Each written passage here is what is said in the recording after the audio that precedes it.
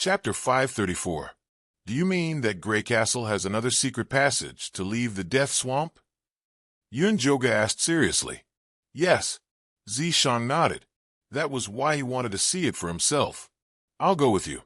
Whether Cloud City could successfully take root in the secret realm depended on the battle with Grey Castle. She had to go. What about the awakening plan? Zishang did not want to take Yunjoga. She couldn't allow those beastmen to take risks. It would be too restrictive. The awakening plan is on track. It's okay without me. She was not present when Centaur and Cowboy were awakened. Besides, don't you have the military counselor? Yunjoga looked at the military counselor with a smile. Yes, the military counselor made another note in the booklet to supervise the awakening plan. Don't be too nervous. If anything happens, leave it to me. Seeing the military counselor frowning, Yunjoga sympathized with him. But the more capable people did the more work. This kind of pressure was very important for his spiritual advancement. Don't worry. I'll arrange it. If there's nothing else, I'll go. The military counselor put away the booklet and flapped his wings to leave the room. His figure shuttled back and forth, like lightning to deliver the task. You really want to go? Zishang did not give up and pulled Yunjoga. I'm enough. Isn't it better for you to stay here and guard Cloud City? Why are you so nervous? Yunjoga looked Zishang up and down and asked suspiciously. Are you hiding something from me? What shameful things can I hide from you? Zishang was speechless. He was going to investigate the situation in Grey Castle, not to have an affair. What was there to hide? Then why are you nervous? Yunjoga rolled her eyes at Zishang and began to think about what to prepare. Zishang sighed helplessly and said in a negotiating tone, Well, you can come with me, but wait until the Foxmen awaken tomorrow. Their ability will be very useful. The divine senses of those puppet orcs had been controlled by Cho's Senator. The Foxman's illusion could destroy this control. Okay, how about I awaken another gnoll? Yunjoga thought that jackals had a keen sense of smell and were best at tracking and investigating. With them around, it would be easier for them to find clues about Grey Castle. The gnolls' heads and necks are blocked. It's too difficult to expel the demonic chi. Zishang frowned. He didn't have much time to wait. I only need to awaken one to lead the way. Yunjoga had gained a lot from his research on the golden light. His biggest success was extracting the golden light from the blood samples of the orcs. As long as he buried it in the body of an ordinary orc, it would be safe for them to awaken. Give it a try then. Zishang knew that Yunjoga loved to do research. As long as it did not affect the construction of Yunqing, he would not stop it. Help me pick one. Yunjoga brought Zishang to the dungeon where the gnolls were imprisoned. This place was guarded by the Oxmen. Although the gnolls had been controlled by the demonic chi, their bodies still had the instinct to eat. As long as the Oxmen fed them on time and cleaned the cells regularly, they would be fine. This one, Zishang had his eyes on the gnoll leader. You really know how to stir up trouble for me. Yunjoga sighed. The gnoll leader was the most demonic and the most difficult to expel. You were the one who asked me to pick one. Zishang shrugged. Rather than wasting time on a piece of trash, why don't we use a little more effort to awaken a capable one? Then I'll pick him. Yunjoga felt that Zishang's words made sense. He carried the gnoll leader out of the dungeon. Immediately, a strange smell wafted out. The Oxman only cleaned the dungeon, not the gnoll leader. After vomiting for so many days, it was only natural that he would stink. Clean him up and bring him to the infirmary. Zishang ordered the Oxman in charge of the dungeon. Yes, the tall and strong Oxman nodded solemnly. Together with the other gnolls on duty, they carefully scrubbed the gnoll leader and brought him to Yunjoga. After being cleaned up, the gnoll leader was quite handsome. His features were cold and deep, coupled with his dusky eyes. He exuded an extremely sinister aura. Yunjoga took out the golden light blood seed that he had made. The bean-sized golden light blood seed glowed red. There seemed to be blood flowing faintly in it, and it exuded an extremely strong life force. If you bring this thing out, people will probably fight over it. Zishang took it and sniffed it. He found that it contained the light of life. If a mortal consumed it, it would increase their lifespan by 10 years. Of course. Don't you know who made it? But in the end, the blood of these orcs is still the best. Although they can't cultivate, their life force is extremely strong. It's a great supplement for bloodthirsty demonic cultivators, Yun-Joga said. These beast men should be thankful that the one they encountered is you. If it were any other cultivator, they would have been concocted into blood pills long ago. Truth be told, even Zishang felt tempted by the thick and pure scent of blood. Other cultivators can't use their spiritual power here.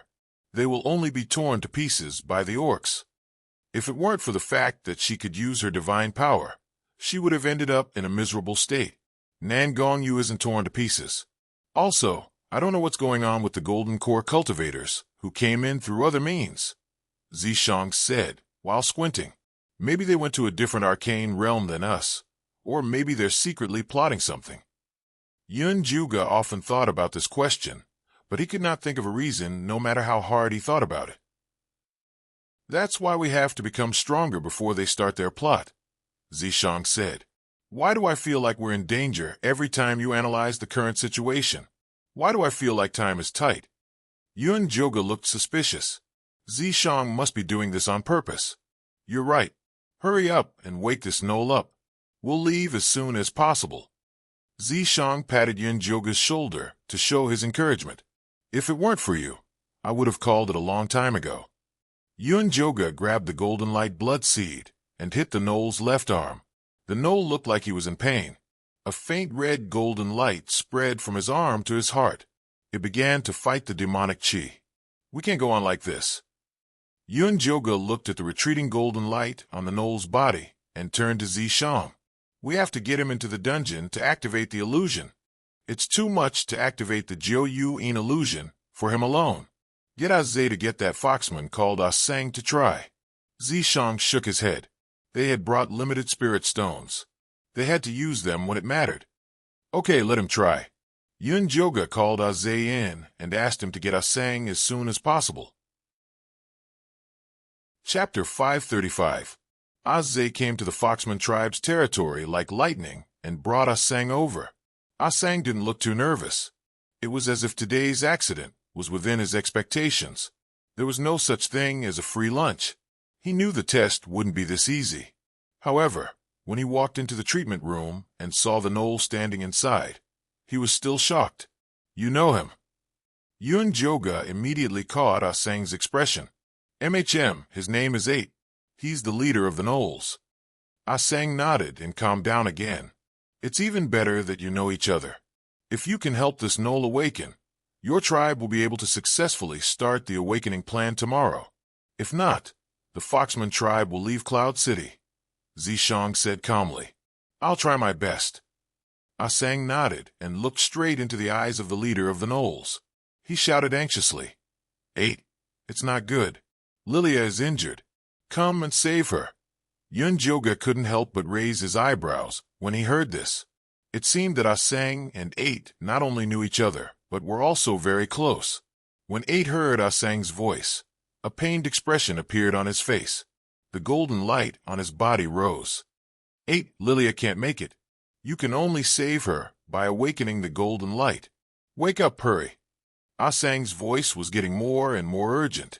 The golden light on his fingers moved slightly, and an illusion immediately enveloped 8's body. Lily. 8 squeezed out these 3 words. The golden light on his body exploded, and his arm turned into a huge claw that grabbed at Asang. Yun-Joga reacted quickly and immediately pulled Asang to the side. 8's hand landed on the ground and smashed a big hole. He turned around and wanted to attack Yun-Joga, but he was hit in the chest by Zishang. He spat out a mouthful of thick gray blood. Thank you, Miss Yun. Asang looked at 8 on the ground and let out a long sigh. Are you very close to him? Yun-Joga asked. Our tribes are very close. When we were young, 8 often took us to play together. Asang nodded. There was a trace of nostalgia on his charming face. Who is this Lilia you mentioned? Yun-Joga asked again. 8's little sister and my fiancé. Asang's expression was gloomy. Where is she now? Joga did not expect Ah Sang to have such a relationship with the gnolls. I don't know. Ah Sang looked confused and said, "A year ago, the black rain came again, and the Knoll tribe was flooded in the lowlands. After the entire tribe migrated, no one knew where they went. I've been asking around for their whereabouts, but I couldn't find them. Not long ago, I heard that the Lupus people had been corrupted by demonic energy and turned into puppets. Miss Yun, since you are willing to help Aid awaken, please save the Lupus people." Ah Sang pleaded. "I awakened Aid because there's a quest that requires his ability. The Gnolls did many bad things when they were controlled by the demonic energy. If he wants to save his people, he must first atone for his sins. He only needed one Gnoll to search for clues about Grey Castle, so Joga did not want to waste time awakening other Gnolls. 8 is a very responsible and good clan leader. What happened in the past was not his own intention. As long as he is given a chance, he will definitely try his best to make amends." Ah Sang quickly put in a good word for his good friend. "It's not up to you to decide whether he will try his best or not." While Joga was speaking, Zishan had already woken 8 up. "Where is this? What happened?"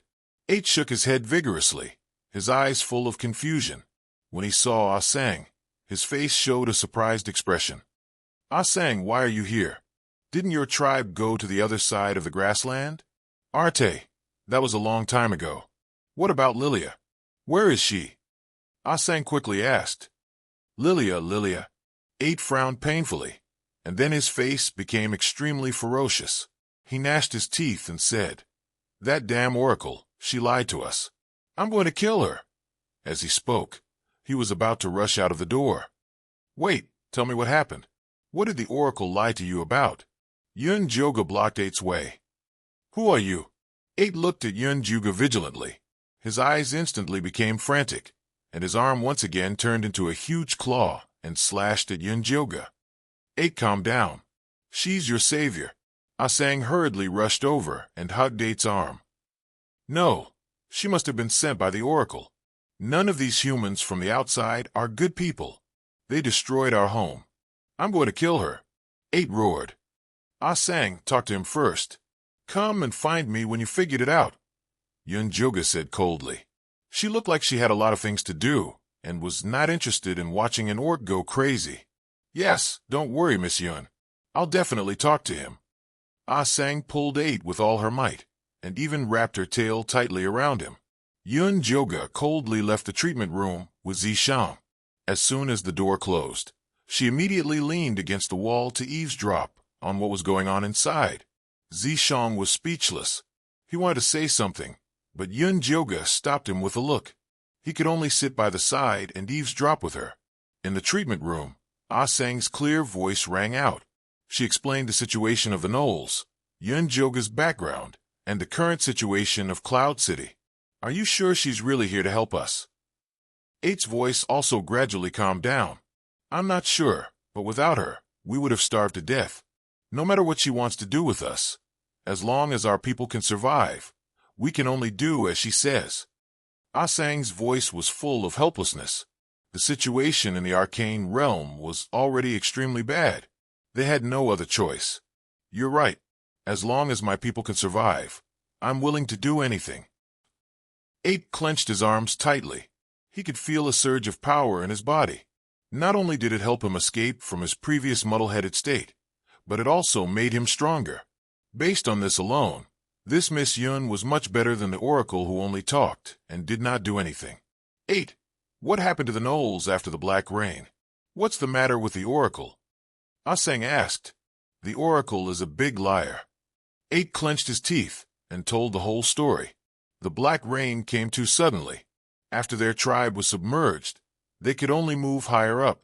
Lilia was seriously injured while protecting a playful cub of her tribe during the migration.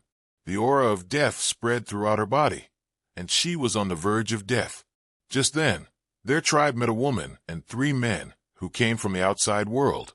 The woman called herself the Oracle and said that she had a way to cure Lilia's injuries caused by the black rain. At that time, he was already in a panic. He could only try his best and ask the Oracle for help. Chapter 536. Then was Lilia saved? Ah Sang asked nervously. She was saved. After the oracle saved Lilia, she gave us food and weapons, as well as a god stone that can make the gaga grass grow better. Our tribe was doing well at first, until Lilia discovered that the oracle was arguing with her companions, and the argument was related to the gaga grass. Not long after, the two companions of the oracle disappeared, leaving behind a gloomy and cold man. Lilia told me that the oracle was very strange. She told us to give up on growing the gaga grass and plan our escape route. Not long after, she disappeared as well. I brought my tribesmen to capture the oracle, but my head suddenly exploded. Since then, I've been searching for iron mines and rabbit men. When I woke up, I was here. 8 held his head in pain and said, "It's all my fault. I was too careless to trust those outsiders." Not all outsiders are evil. Miss Yun is a rare good person. I believe that as long as we follow her, we will be able to find Lilia one day. Ah Sang patted 8's shoulder calmly. Hearing this, Yun Joga whispered to Zishang, "This foxman is not bad. He's very clear-headed. He's all right." Zishang did not comment. "Oh right." 8 said that the oracle was arguing with his companions. Could it be Nangong Li and Bailey Mayan? Yun Joga turned and looked at Zishang with bright eyes. She knew that Nangong Li and Bailey Mayun were not in cahoots with Nangong Yu. Let's call 8 out and ask him. Zishang had enough of eavesdropping. He opened the door and called 8 and Ah Sang out. "Miss Yun, I apologize for my rudeness earlier." 8 bowed deeply to Yun Joga. "I forgive your rudeness." Yun Joga nodded reservedly, then asked, "You said that you saw the oracle and his companions. What did they look like?" 1 woman and 3 men. They were all very good-looking.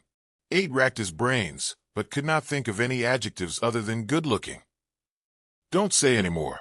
Just let them see. Close your eyes and try your best to imagine what they look like." Ah Sang patted 8's shoulder. 8 obediently closed his eyes. However, he frowned deeply, looking like he had suffered a great deal of hatred. Ah Sang placed her hand on his forehead. The golden light flickered and turned into a light screen. Inside the light screen was a woman and 3 men. The woman was dressed in a sky-blue magical robe. Her skin was fair, and her features were picturesque. Her chin was exquisite and small, and her nose was straight and delicate. The corners of her rosy lips were slightly curled up, as if she was smiling. Just looking at her would make one feel happy. It was Nangong Yu. Standing beside her were Nangong Li, Bailey Mayun, and an enlarged version of Cho Sr. It really is them. Although Yun Juga had been guessing, now that he saw the image, he had proof. Memory reading, that's a pretty good ability. Yun Joga praised. "Thanks for the compliment." Ah Sang smiled shyly. At first, he didn't want to reveal this ability, but for Lilia and 8, he had to be more useful. "Can you read the content of the argument between the oracle and his companion?" Yun Joga asked again. "Let me try." Ah Sang's fingers moved slightly, and the image on the light screen immediately changed. A petite, fair-skinned jackal girl appeared on the light screen. She said to 8 in a low voice, "Big brother, I heard Master Li and Master Mayun arguing with the oracle yesterday. They said that the gaga grass is for pregnant women, and that we can't do it. I don't feel good about it. Let's not plant the gaga grass. Let's go find Ah Sang." That's all 8's memory of the argument. Ah Sang's voice was tired. The golden light on his hand gradually dimmed. The memory-reading ability consumed a lot of energy, and he had reached his limit. Enough. Yun Joga nodded and said to Ah Sang, "You've passed the test. Tomorrow, bring your clansmen to awaken on time, and then go on a mission with us. The military counselor will tell you the details of the mission." As for 8, Yun Joga's gaze fell on the extremely nervous 8. He said coldly, "If he can complete the mission, I'll consider helping him awaken another clansman." "Yes, thank you, Miss Yun." Ah Sang quickly nodded. He was very clear about the current situation of the jackal people. It took more effort to awaken one than to awaken a clan. This reward was very extravagant. "Let's go find the military counselor." Yun Joga waved his hand and let Ah Sang and 8 leave. "The foxmen are very useful. Am I right?" Zishang raised his eyebrows. Yun Juga had doubted him before. Yes, your decision is always right. Yun Juga almost gave Zishang a thumbs up to show his admiration. Rest early. We'll set off immediately after the awakening of the Foxmen. Zishang rubbed Yun Joga's hair and took her to rest. The next morning, Yun Joga personally presided over the awakening of the Foxmen. The awakening process was very smooth. Unfortunately, except for Ah Sang, the other Foxmen only awakened ordinary illusion abilities. In the end, Zishang organized them into a scouting team, which was responsible for patrolling and investigating the surrounding situation together with the Eagle Men.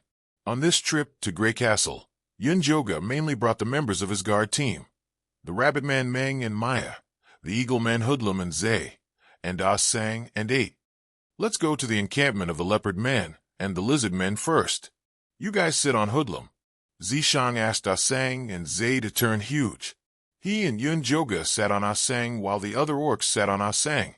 Then, they flew to the encampment of the Lizard Men and Leopard Men. Yun Joga didn't know if it was an illusion, but he felt that the aura of death in the secret realm was getting thicker. The earth was like a toad struggling at death's door, and the skin on his body was already dry and cracked. Many beasts lay among the withered grass and trees. Their bodies were covered with black scars of death and emitted a foul smell. If Miss Yun hadn't built Cloud City, we orcs would have ended up like them. Ah Sang whispered to 8. 8 didn't reply, but he looked at Yun Joga's back with a trace of fear and gratitude. He had gone to the dungeon to see the rest of his people. Although their minds were controlled and their faces were numb, at least they were still alive, and there was still hope. The encampment of the Leopard Man is over there. Hold tight, I'm going to land. Ah Sang's voice came, and then he quickly landed. Yun Joga, Zishang, and the others jumped off the eagle's back. There were piles of rocks everywhere. From the smooth surface of the rocks, one could vaguely see that there used to be an orc tribe living here. 8. See if there are any clues. Yun Joga walked around and didn't find anything special. Yes.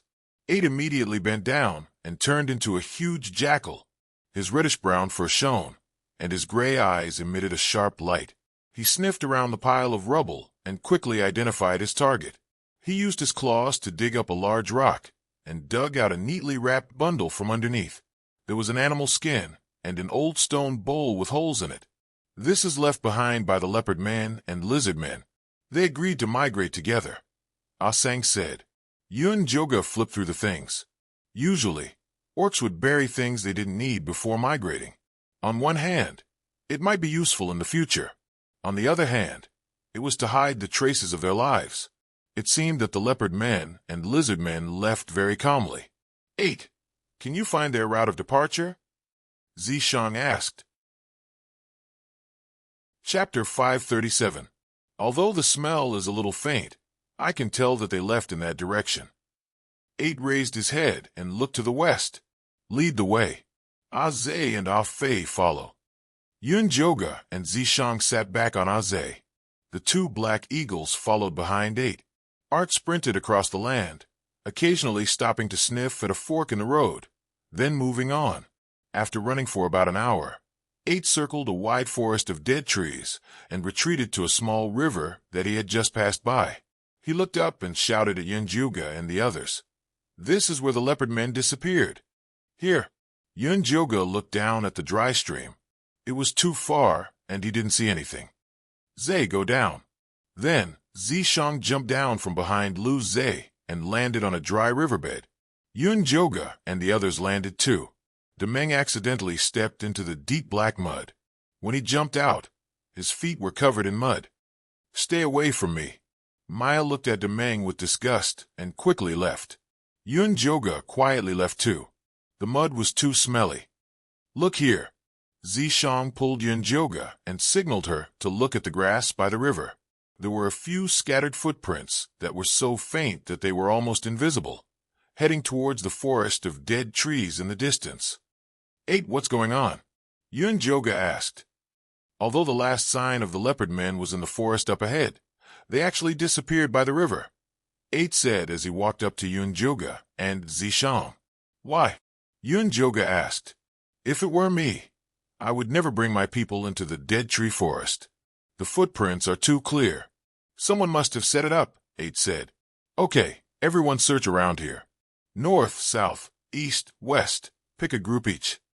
Yun Joga also wanted to pick a direction, but was stopped by Zishang.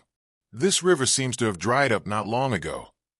Zishang squatted down and picked up the mud on the riverbed. It was still very wet. Could they have been attacked while drinking here? Yun Joga also squatted down and asked. Very likely. Zishang glanced at the messy footsteps by the river and said, Something unexpected must have happened at that time. Where will they be taken? Yun Joga got up and looked around. The vast wilderness was empty except for the dead trees. I don't know about that. Without using demonic power and divine abilities, even he would have a hard time finding the missing leopard men and lizard men. About half an incense's time later, Ah Zhe and Ah Fei flapped their wings and came back to report. Miss Yun, the east side is the wilderness. The end of the wilderness might be a cliff, or it might be the death swamp. If we want to investigate clearly, we will need to fly for at least 2 days. Then Demeng and Maya returned. The west side is also in the wilderness. We didn't find any movement from the leopard men or the lizard men. Then 8 and Ah Sang also came back. Seeing Yun Joga's questioning gaze, Ah Sang shook his head helplessly and said, We didn't find anything here either. That leaves the dead tree forest. Yun Joga looked at the forest shrouded in black mist. Miss Yun, I'm very sure that they disappeared near this river. 8 still insisted on his opinion. You 3 teams will change directions and search again. Yi Zi and I will go check the forest. Since someone pushed the clues to the dead tree forest, there should be some traces left behind. Yun Joga said, Miss Yun, the dead tree forest is too dangerous. Maya and I should go check. Demeng quickly stopped her. No need. Compared to these beast men, Yun Joga trusted her own eyes more. Miss Yun, we are your guards. If there's danger, we should be the first to go. Demeng said anxiously. The other beastmen nodded. Yun Joga had become the savior of the entire beastmen race. If anything happened to her, the entire guard team would be too ashamed to go back and see their people. You stay here and help 8 find clues. This is an order. Yun Joga's face turned serious. Guards being too loyal was also a problem. Demeng's ears were about to stand up. He was about to say something, but Maya stopped him and shook her head. Before entering the guard team, the advisor gave all the beastmen a lesson. He only emphasized one thing. They must listen to Miss Yun and Master Yi Zi. If they couldn't do it, they should leave. Miss Yun, Master Yi Zi, at least let me carry you over. Aze said, No need, we'll be back soon. Yun Joga felt helpless seeing how the sky was about to fall on Zhe and the rest of the orcs. It seemed that she had been too focused on her research that she became a weak chicken in front of the beastmen. It seemed that she had to show them her power when she had the chance. Let's go. Zishang pulled Yun Joga and disappeared from their sight. Moments later, they arrived at the dead tree forest. Clues. Zishang pointed at a dead tree ahead. These traces do seem intentional. Yun Joga looked at the paw print on the tree. It was left by the leopard. Let's go in and see. Zishang followed the trace into the forest. There were gray-white trees everywhere. The black leaves floated with a faint black gas. It had a nauseating smell. The paw print left by the leopard race was very clear. There were clues every few trees. It spread towards the center of the forest. It's probably a trap ahead. Do we still go? Yun Joga looked at the arrow. The black gas, there was like a whirlpool. Of course we have to. Know yourself and know your enemy, and you will never be defeated in 100 battles. We need to find out what kind of cards Cho Sun and Nangon you have.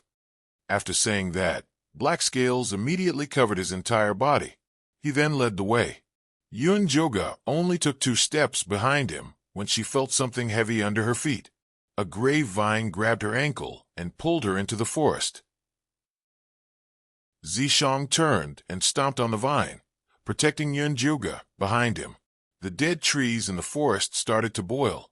The dead trees swarmed toward them like sharks that had smelled blood. Countless tree vines attacked them. Open your spirit eye and find the tree core. Zishang carried Yunjuga and moved left and right.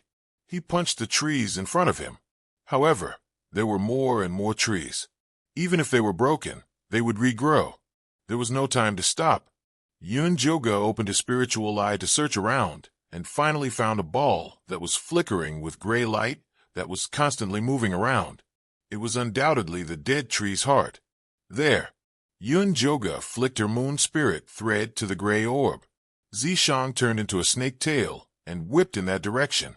All the dead trees in front of him turned to dust. Yunjoga used her moon spirit thread to wrap around the gray orb. Just when she was about to crush it, she heard a terrified cry. "Don't kill me." Chapter 538.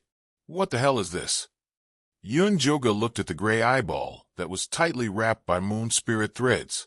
Its blood-red pupil and bloodshot eye whites made him uncomfortable. "This is a demon." Zishang took the eyeball and asked, "Where did you come from?" "Please, I've been here since I was born, okay? But where did you invaders come from? Why are you destroying my home?" The eyeball complained, as if it was an innocent victim. "These dead trees only appeared after the black rain. How did you stay here all this time?" Zishang sneered. "I was born in this dead forest after the black rain. Of course I've been here all this time," the eyeball said disdainfully. "You can be even more arrogant." Zishang pinched the eyeball with his fingers, causing the blood vessels on the eyeball to burst out. "Ouch, gentler, gentler. You're hurting me," the eyeball shrieked. "Trust me, I can make it hurt even more." Zishang's lips curled up, his gaze cruel. "Don't be like this. Keeping me around is good for you," the eyeball shouted in panic. "What good can you do?" Yunjoga raised an eyebrow. "I know everything," the eyeball said proudly. "Then can you tell me where the black rain in this hidden realm came from?" "No," the eyeball froze.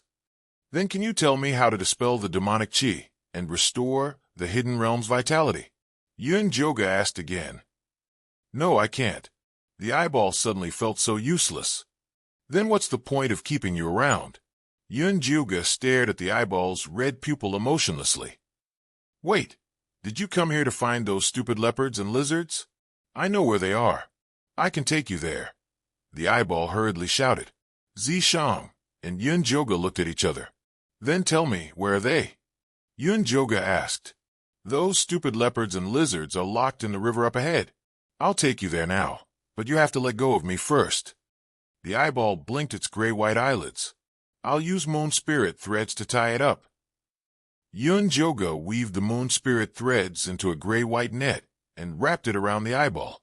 "What is this? It's so disgusting." The eyeball shook left and right, trying to break free from the net. "No matter how disgusting it is, it's still better than you. I'm warning you, behave yourself, or else I'll suck you dry." Although Yunjoga hadn't used the devouring ability of the moon spirit threads, she didn't mind trying it out on this eyeball. "I've always been honest. Why do you keep threatening an innocent monster like me?" The eyeball's eyes were wet, as if it was about to cry. "Shut up. You're disgusting." Yunjoga was getting goosebumps. "All right." The eyeball immediately returned to its original state after failing to act pitifully, and obediently flew forward. Yunjoga and Zishang followed the eyeball out of the forest. They saw Zhe, Demeng, and the other orcs waiting anxiously outside. "What are you guys doing here?"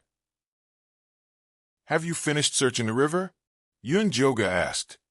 "I've already searched, but I didn't find anything. Maybe I guessed wrong." 8 lowered his head in frustration. He was scolded by Ah Sang for being too impulsive. He actually caused Lady Yun and Master Yi Zi to personally enter the forest to check. "No, you're not wrong. The wercats and lizard men have indeed disappeared from the river. This thing will help us find them." Yunjoga pulled the string in her hand, and the eyeball that was flying high in the sky was pulled down by her. "What is this disgusting thing?" Aze was shocked. "Is this an eyeball? Oh my God, it's alive. It can move and fly." The shocked orcs all came over.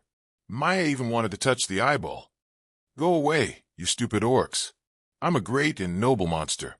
I'm not someone you lowly beings can dream of." The eyeball flew up proudly and looked down at the orcs. It also glanced at Yunjuga and Zishang. Great my ass, take us to the leopard people.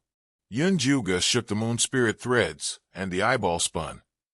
Stop bullshitting, I'll take you there now. The eyeball flew into the river and circled around the mud Demeng fell into before saying, It's here. We've checked this place many times. There's nothing but mud. 8's feet were covered in mud from when he went into the river. Stupid orcs, back off. The eyeball sneered and shot a dark red beam at the bottom of the river. The bottom of the river, which was full of silt, rumbled, and then a big black hole appeared. Gusts of chilly wind drifted out from it. The people you're looking for are inside. Go in, the eyeball said. There's indeed the smell of leopard people and lizard men inside. 8 nodded with a serious expression. Take us in. Yunjoga pulled the eyeball. Okay, follow me. The eyeball moved and floated inside. 8 sang, and Zay walked in front, Yunjoga and Zishang in the middle, and Maya, Demeng, and Ah Fei brought up the rear. Yunjoga followed the eyeball and found that there were all kinds of complicated tunnels under the river. The gray stone walls looked very sturdy, and it was obvious that someone had carefully built them. Looks like this is the secret tunnel of Grey Castle. Zishang touched the wall and asked Yunjoga, Open your spirit eye and see what's over there. Yunjoga opened her spirit eye and saw countless figures, glowing with gray light, in the tunnel not far away. They were walking toward Cloud City. They're attacking Cloud City. Yunjoga knew that Grey Castle would attack, but she didn't expect it to be today. You guys leave immediately and return to Cloud City, Zishang said coldly. I'll stay and destroy these tunnels. Okay. Yunjoga was about to turn around, but she was tied up by a gray vine. Countless vines shot out from the tunnel and drowned her like a gray ocean. Yunjoga's vision was filled with gray vines. She pulled back her moon spirit thread and found that there was only an empty shell of an eyeball. Ha ha ha, you idiots fell into my trap. I have countless doppelgangers. There's no way you can trap me. Obediently accept your death and watch Cloud City be destroyed. The eyeball laughed arrogantly, and the surging gray vines tied Yunjoga tightly. She was about to use her divine power to break free when the cute baby's voice suddenly appeared. Master, what's wrong? Yunjoga sank into the demonic cauldron and saw the cute baby's little chubby face pulling the confused demonic embryo grass. Chapter 539. This stupid eyeball is so arrogant. Why don't you let Xiao Xiao out to catch it? Did you forget about Xiao Xiao again? The baby said unhappily. Who said I forgot about it? I'm about to let it out. But are you sure Xiao Xiao can really catch that eyeball? Yunjoga looked at the innocent Xiao Xiao. After a while, Xiao Xiao had grown taller. She was already the size of a 3-year-old. The baby knitted a green cloak for him. Finally, he wasn't naked anymore. Of course, Xiao Xiao is a demonic fetus. She's born to restrain all kinds of demons. The baby raised his chin proudly, as if Xiao Xiao was born by him. Xiao Xiao, are you sure you can do it? Yunjoga ignored the baby's bragging and looked at Xiao Xiao. Cho catch. The baby grinned, revealing 2 white teeth the size of rice grains. Go. Yunjoga released Xiao Xiao from the demonic tripod. The gray vines that were attacking Yunjoga suddenly trembled. They turned and ran as if they saw something terrifying. Cho, don't run. Black mist floated around Xiao Xiao. She ran toward the floating eyeball with her short legs. Ah, brat, go away. The eyeball screamed and flew toward the exit. Catch! Xiao Xiao stretched out her meaty claws and grabbed at the sky. The eyeball was immediately fixed by an invisible magic. It struggled with all its might. Its eyes were even bursting with blood vessels, but it still didn't move. Ah, Cho. Xiao Xiao stood on her tiptoes and plucked the eyeball. She rubbed it in her hands as if she had gotten a new toy.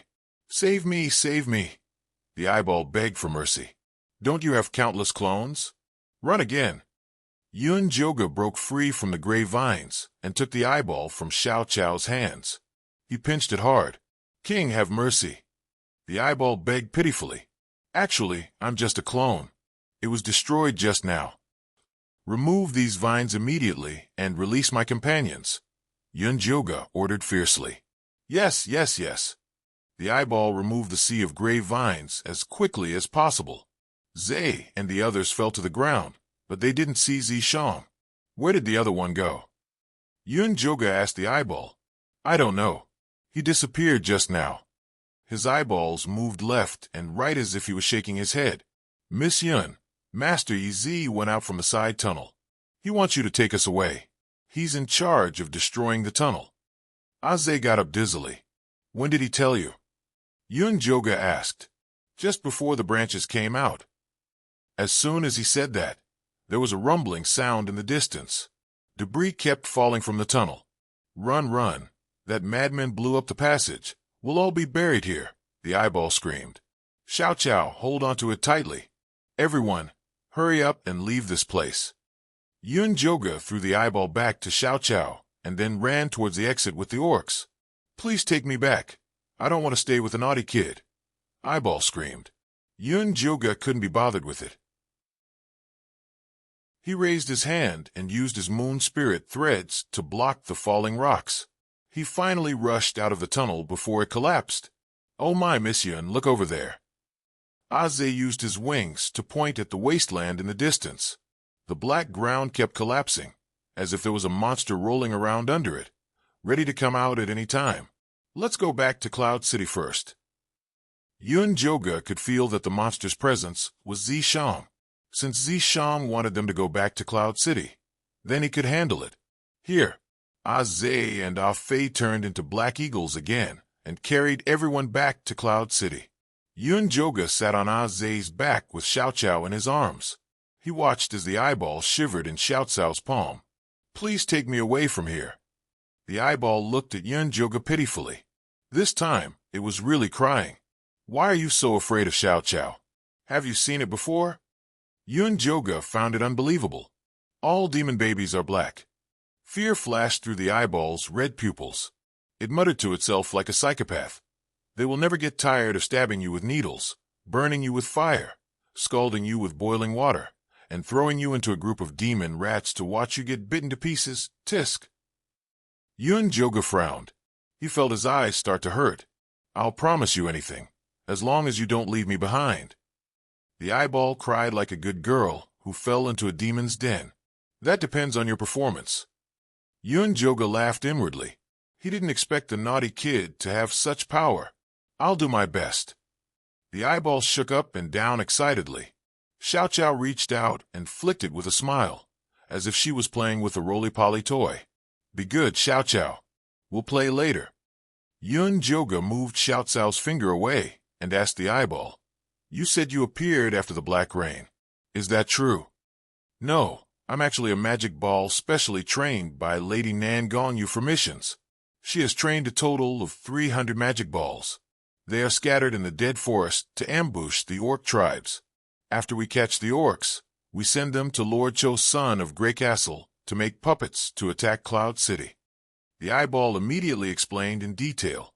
What's Nan Gongyu's real identity? Why does she train monsters? The eyeball in front of him was full of intelligence. It was comparable to a high-level monster.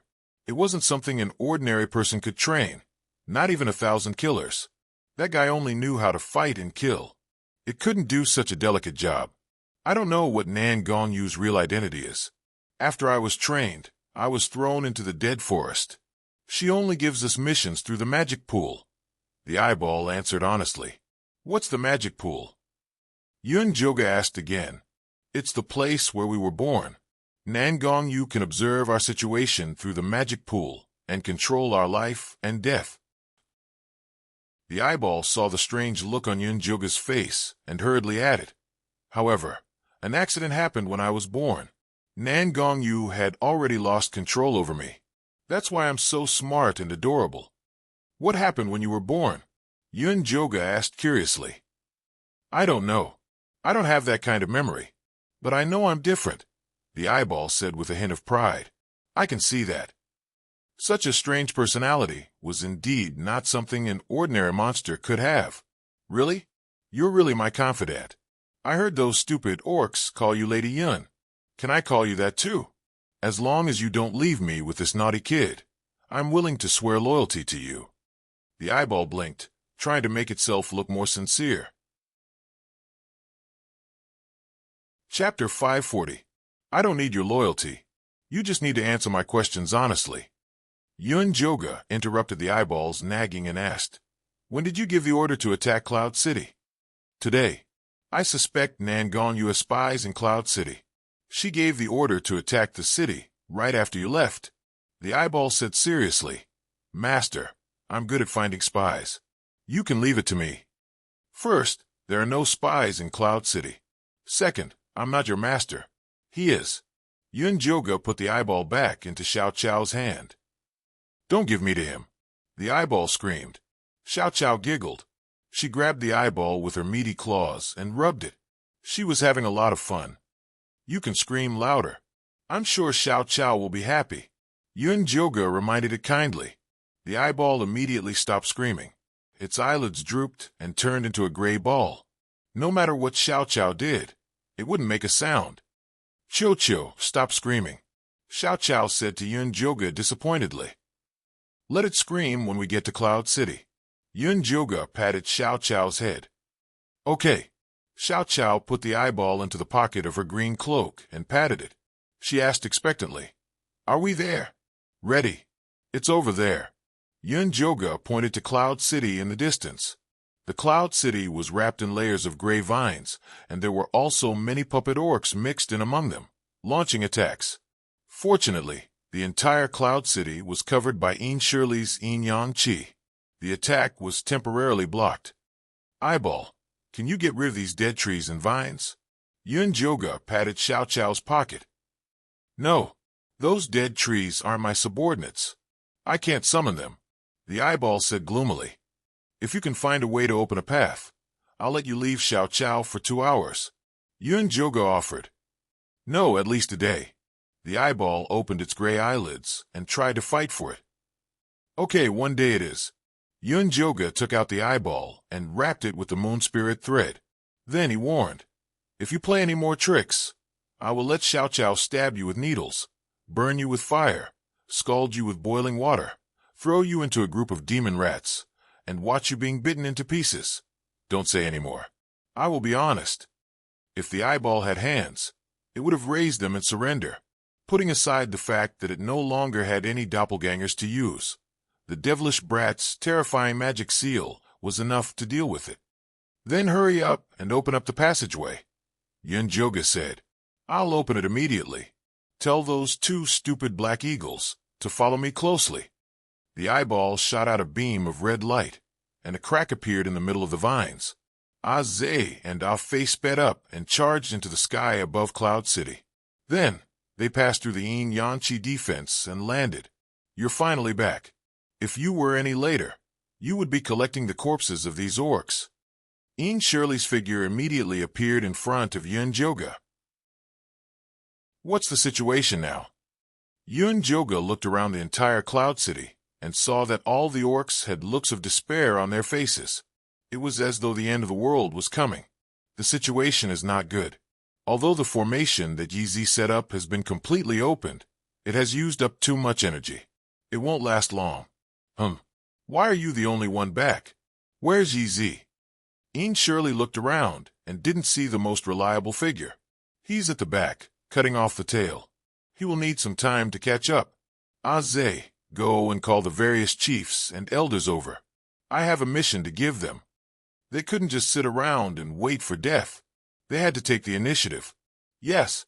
Ah-Zay immediately set off. Yin Shirley, go back into your job. If the defensive barrier is broken before Yi Zi returns, you'll be waiting to be whipped by him. Yun Joga pointed at the gradually fading defensive barrier in the sky.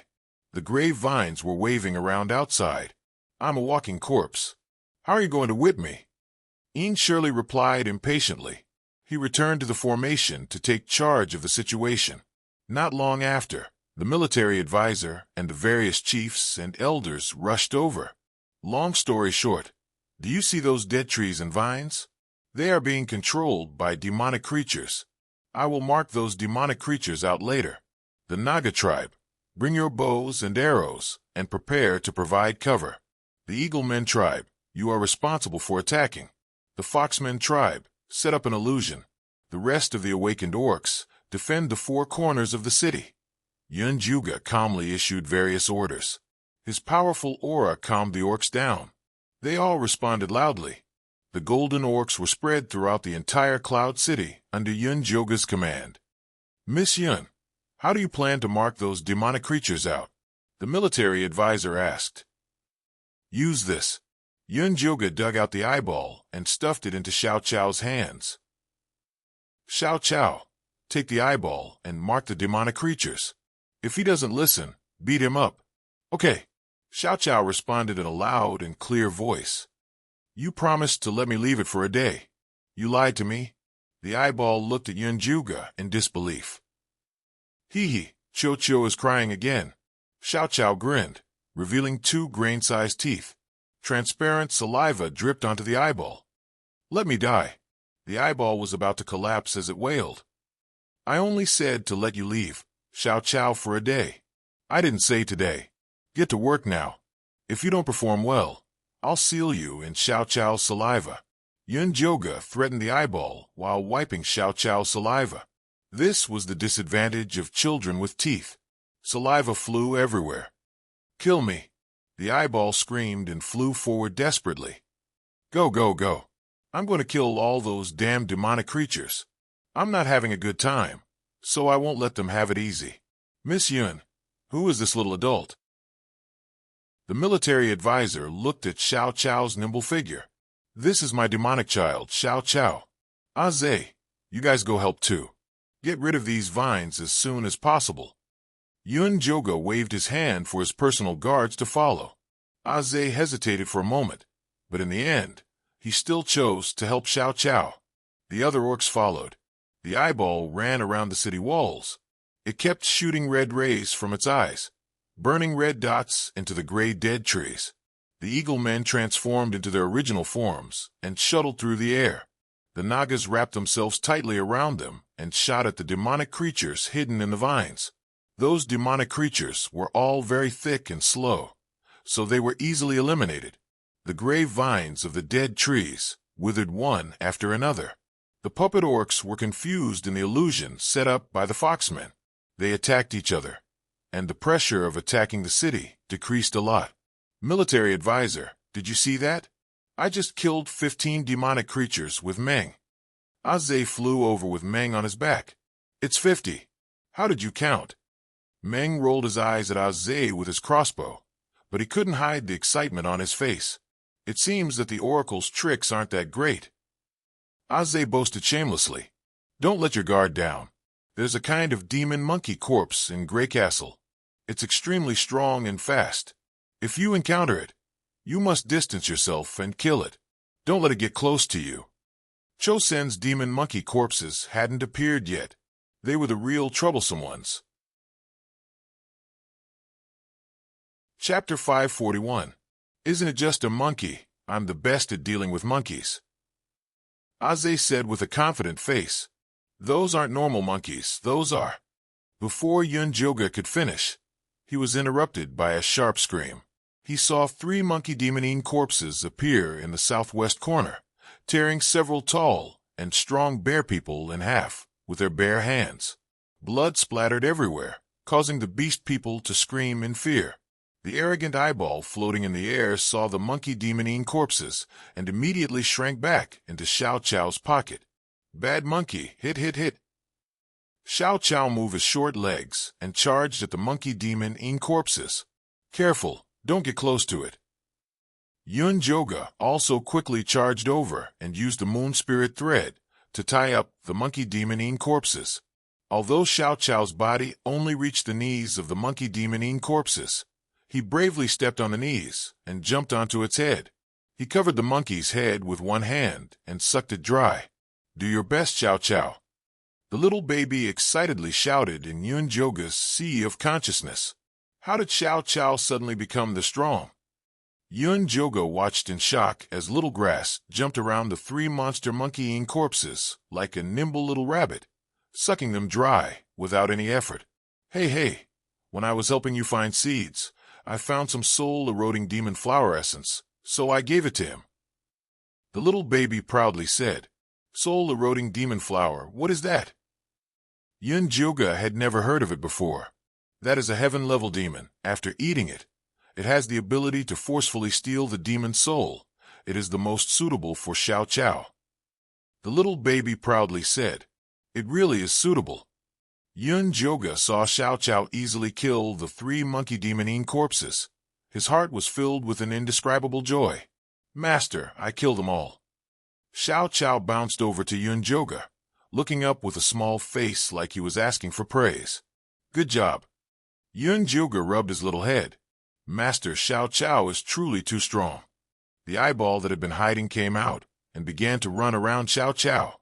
"Flatterer." Yun-Joga snappily flicked the eyeball and asked, "Aren't you a demon? Why are you afraid of a few monkey demonine corpses?" "Those are not normal monster monkeyine corpses. They are infused with devil souls," the eyeball confidently said. "Cho-san is very good at this. He also has a super large and powerful monster monkeyine corpse.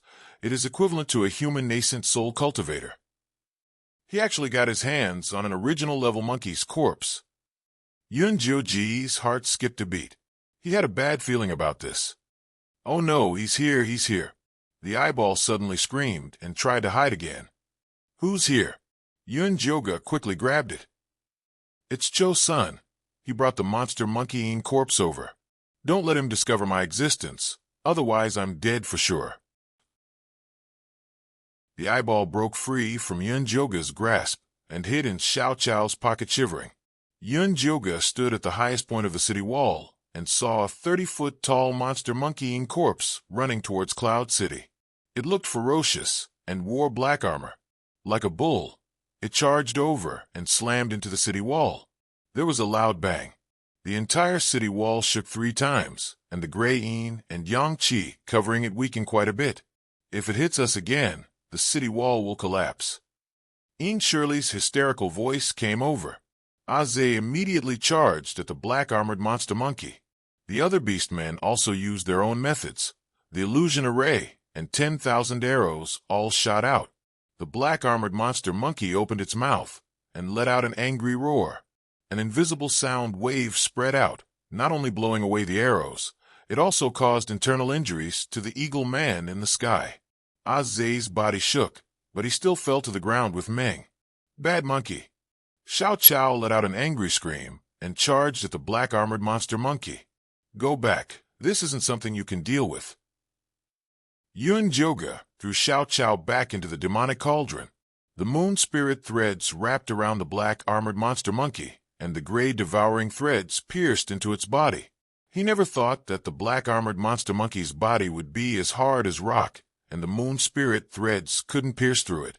Yun-Joga was about to increase his divine power output when the black-armored monster monkey's body suddenly released a dazzling black light that bounced off the moon spirit threads. Yun-Joga felt like her chest was hit by a hammer. Her body swayed, and she fell off the wall. The black-armored monster monkey immediately reached out its furry paw to catch her.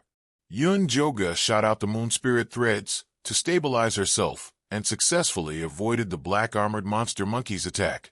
She used the last of her divine power to open her spirit eye and finally found his demon core on his forehead. However, her remaining divine power couldn't fly over to get rid of that demon core. She had to find someone to help her. Yun-Joga looked around. The orcs were all badly injured, and the eaglemen were even more dizzy from the sound wave just now, flying all over the place. Just as despair rose in her heart, the spirit beast pouch trembled, and a sturdy figure flew out of it. "Ow! I'm starving." Dummy flapped its wings and was about to look for food when it realized the situation in front of it was a bit strange. A gray castle with many beasts that looked like humans and many black eagles that looked like it. What was going on? "Dummy, get out of the way!" Yun-Joga screamed. Only then did Dummy realize a huge black gorilla was reaching out to catch it. Dummy's golden light flashed, and it quickly avoided the black-armored monster monkey's attack and instantly arrived beside Yun-Joga. "Ow, ow, hungry, hungry, hungry." You nail that monkey's forehead, and I'll let you eat cherry pills until you're full. Yunjoga took out the bottle and shook it in front of Dummy. Ow! Dummy opened its eyes wide and immediately spread its wings to rush toward the black-armored monster monkey. The black-armored monster monkey waved its hands to slap Dummy to death, but it always nimbly dodged it. Dummy found an opportunity to stare at the black-armored monster monkey's forehead, but it cried out in pain. Dummy, as long as you can stare at its forehead in the time it takes for a stick of incense to burn, I'll add another bottle of celestial dew. Yunjoga raised the stakes. Ow! Dummy's eyes lit up with excitement and stared down like a woodpecker. The black-armored monster monkey let out a series of angry howls. Unfortunately, Dummy was completely immune to its sound wave technique. Ow! Dummy finally stared at the black-armored monster monkey's forehead in the time it took for a stick of incense to burn. Go, Little Grass. Yunjoga took Little Grass out of the demonic cauldron and threw it at the black-armored monster monkey. Little Grass's fat body rolled a few times in the air before safely landing on the demon monkey corpse's head. It reached out to the black-armored monster monkey's forehead, and the surging black light was pulled out. The black-armored monster monkey let out a miserable cry of pain, but it was still killed by Little Grass. Good job. Yunjoga let out a sigh of relief when he saw a black cold wind blow by. Little Grass's figure instantly disappeared, and then reappeared in the distance. Yunjoga, long time no see. Cho-sun grabbed Little Grass's collar and revealed a sinister smile at Yunjoga. Chapter 542. Cho-sun put him down. Yunjoga desperately circulated the divine power in his body, but he had used up too much when fighting against the black-armored monkey. The remaining bit was only enough for one attack. I can put him down, unless you trade me that fat bird and the secret to awakening the orcs. Cho-sun looked greedily at Dummy. Ow, ow. Dummy immediately roared angrily. He opened his mouth and spat out 2 fireballs. Cho-sun used Chow Chow as a shield, and all the fireballs hit Chow Chow. Dummy, shut up. Yunjoga glared at Dummy. Dummy immediately didn't dare to make a sound. What do you, a demonic cultivator, want this bird for? How about this? I'll trade you with the top secret technique of the corpse sect. Yunjoga tried to negotiate with Cho Sr. Ha ha ha. Cho-sun laughed wildly and looked at Yunjoga like he was an idiot. Why would I take the lousy technique of the corpse sect? You're not Cho-sun, Yunjoga suddenly said. No matter how arrogant Cho-sun was, he wouldn't look down on the technique of the corpse sect. You're indeed the reincarnation of a goddess. You have a good eye. Cho-sun smiled and admitted it without hesitation. Who are you and what's your relationship with Nangongyu? If this Cho-sun's heart was replaced, then Nangongyu might not be herself. If you want to know, trade with the secret to awakening the golden light. Otherwise, I'll eat this little guy. Cho-sun grabbed Xiao Chao's neck and licked its face with his bright red tongue. Xiao Chao trembled in fear. Her big eyes were filled with fear. Her 2 small hands tried to pry Cho-sun's hand away, and her little feet desperately kicked in the air. Master, I want to save Xiao Chao. Let me out. The little baby Yunjoga shouted excitedly in the divine sense. What can you do? Don't cause trouble. The little baby had been planting grass every day since he returned. He had no fighting power. I have one chance to teleport. Put me on his head. I'll knock him out and put Xiao Chao in. The little baby had saved up for a long time to get one chance to teleport. He was saving it to save Yunjoga in the future, but now he could only use it to save Xiao Chao. Yunjoga looked at Xiao Cao's face, which was becoming more and more purple, and could only give it a try. I'll attract his attention first, and you can teleport over when the time is right. Yes. The little cute baby's round face was taut, and he stared at Cho-sun with all his might. Cho-sun patted Xiao Chao's face and asked Yunjoga with a smile, Have you decided? Do you want this demonic embryo, or do you want to protect these useless beastmen? If you let it go, I'll give you the method to awaken the golden light, but I can't give it to Dummy, Yunjoga said in a low voice. Okay, use your divine sense to engrave the method of awakening into the jade slip. If it's useful, I'll let it go. Cho Sun slightly loosened his grip on Xiao Qiao, but he still firmly confined her body. All right. Yun Joga took out a jade strip from his storage bag, casually imprinted a bit of his spiritual consciousness into it, and then threw it to Cho Senator. Cho Sen's eye stared at the jade slip. His right hand transformed into a black light and grabbed the jade slip. Yun Juga took the chance to release the demonic tripod and smash it at the back of his head. The little cute baby's teleportation was very successful. At that moment, Cho Sen's left hand was holding the baby, and his right hand was holding the jade slip. He couldn't react at all. But just as the demonic tripod was about to smash his head, a large black hand appeared from his neck and knocked the demonic tripod away. Get out of the way.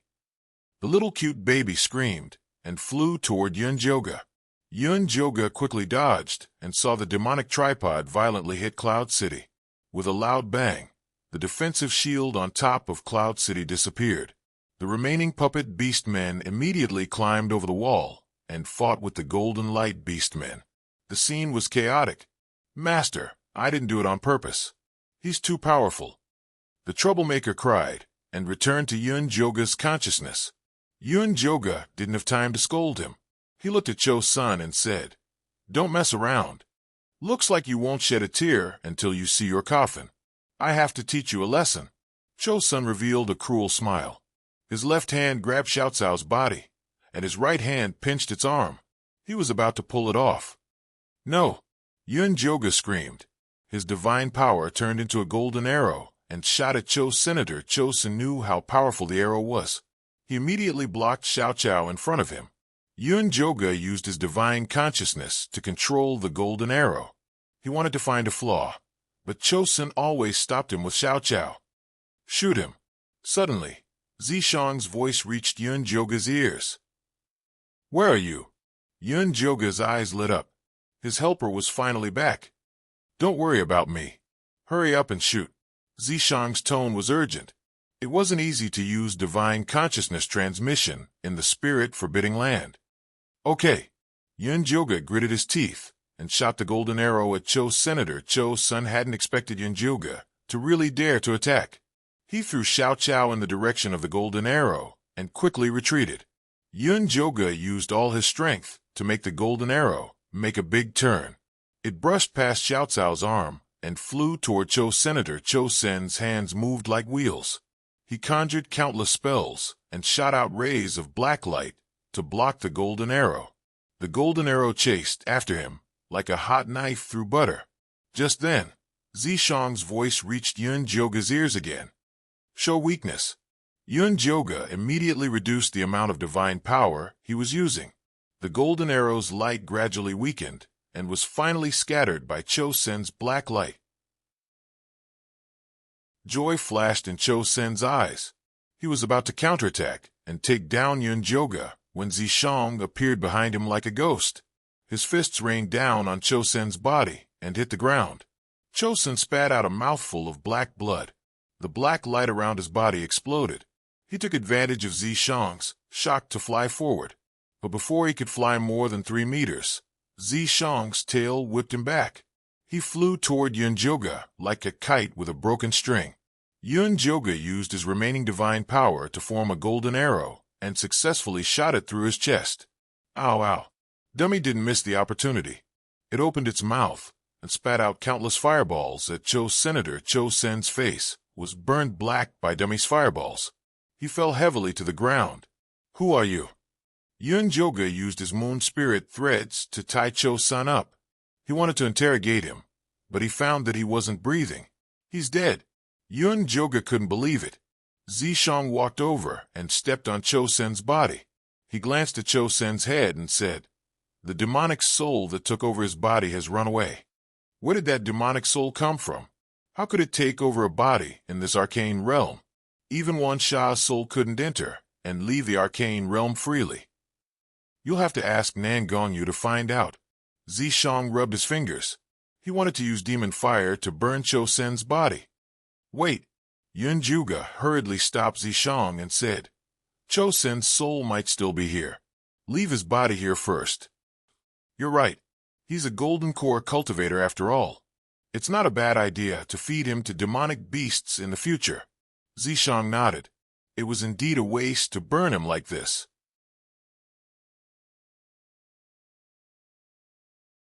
Chapter 543. Yun Joga rolled her eyes at Zishang and put Cho Sen's body into her storage bag. She turned to look at the devastated Cloud City. Demeng and the other orcs had already killed most of the puppet orcs. Miss Yun, are you all right? The military counselor flapped his wings and flew over. I'm fine. Take a good look at the casualties and bring it to me later. Yun Joga ordered in a low voice. Yes. The military counselor glanced at Dummy. He wanted to talk to him, but he still flew away. Dummy, come here. Yun Joga called Dummy over. Ow, ow. Hungry, hungry, hungry. Dummy flew to Yun Joga's side and opened his mouth wide. Stop howling and talk seriously. Yun Joga took out a bottle of cherry pill and poured it into Dummy's mouth. Do you remember what happened in the past? Ow, I remember. Dummy chewed the cherry pill in big mouthfuls. Then he waved his wings at the busy eaglemen in Cloud City and said, These are my people. I am their prince. Then do you remember how you successfully turned into a beast? Yun Joga poured a bottle of immortal dew for Dummy. I remember. At that time, I passed by an open space and found a golden tree growing a few fragrant fruits. After eating them, they transformed. However, when I went to look for the golden tree, it was gone. This was Dummy's biggest secret. He didn't even tell Elderby. He only told him when Yun Joga asked him. Do you remember where the tree grew? Yun Joga asked quickly. I remember, but after the black rain, that place turned into a dead swamp. There was only an empty flat land left. Dummy said. Flat land? Is it Grey Castle? Yun Joga looked at Zishang in shock. It should be. No wonder they built a castle there. It must be for the golden tree. Zishang's eyes lit up. We must find that golden tree. Yun Joga had a feeling that as long as he found the golden tree, he would have hope of recovering his divine power. Grey Castle's defense is tight. It's not easy to break it. We must send the Golden Light Orcs. Although Zishang could still forcefully break through it if he transformed into his original form, it was better to save some demonic energy. Let's see how many of them have died first. Yun Joga and Zishang returned to the hall on the hill. The military counselor quickly tallied up the casualties. There were 357 lightly injured orcs, 138 severely injured orcs, and 44 dead. These casualties were all Golden Light Beastmen. Ordinary beastmen who were hiding in the plantation did not suffer any casualties. Miss Yun, Lord Shirley's Yang Chi has been used up. If Grey Castle attacks again, I'm afraid we won't be able to hold on.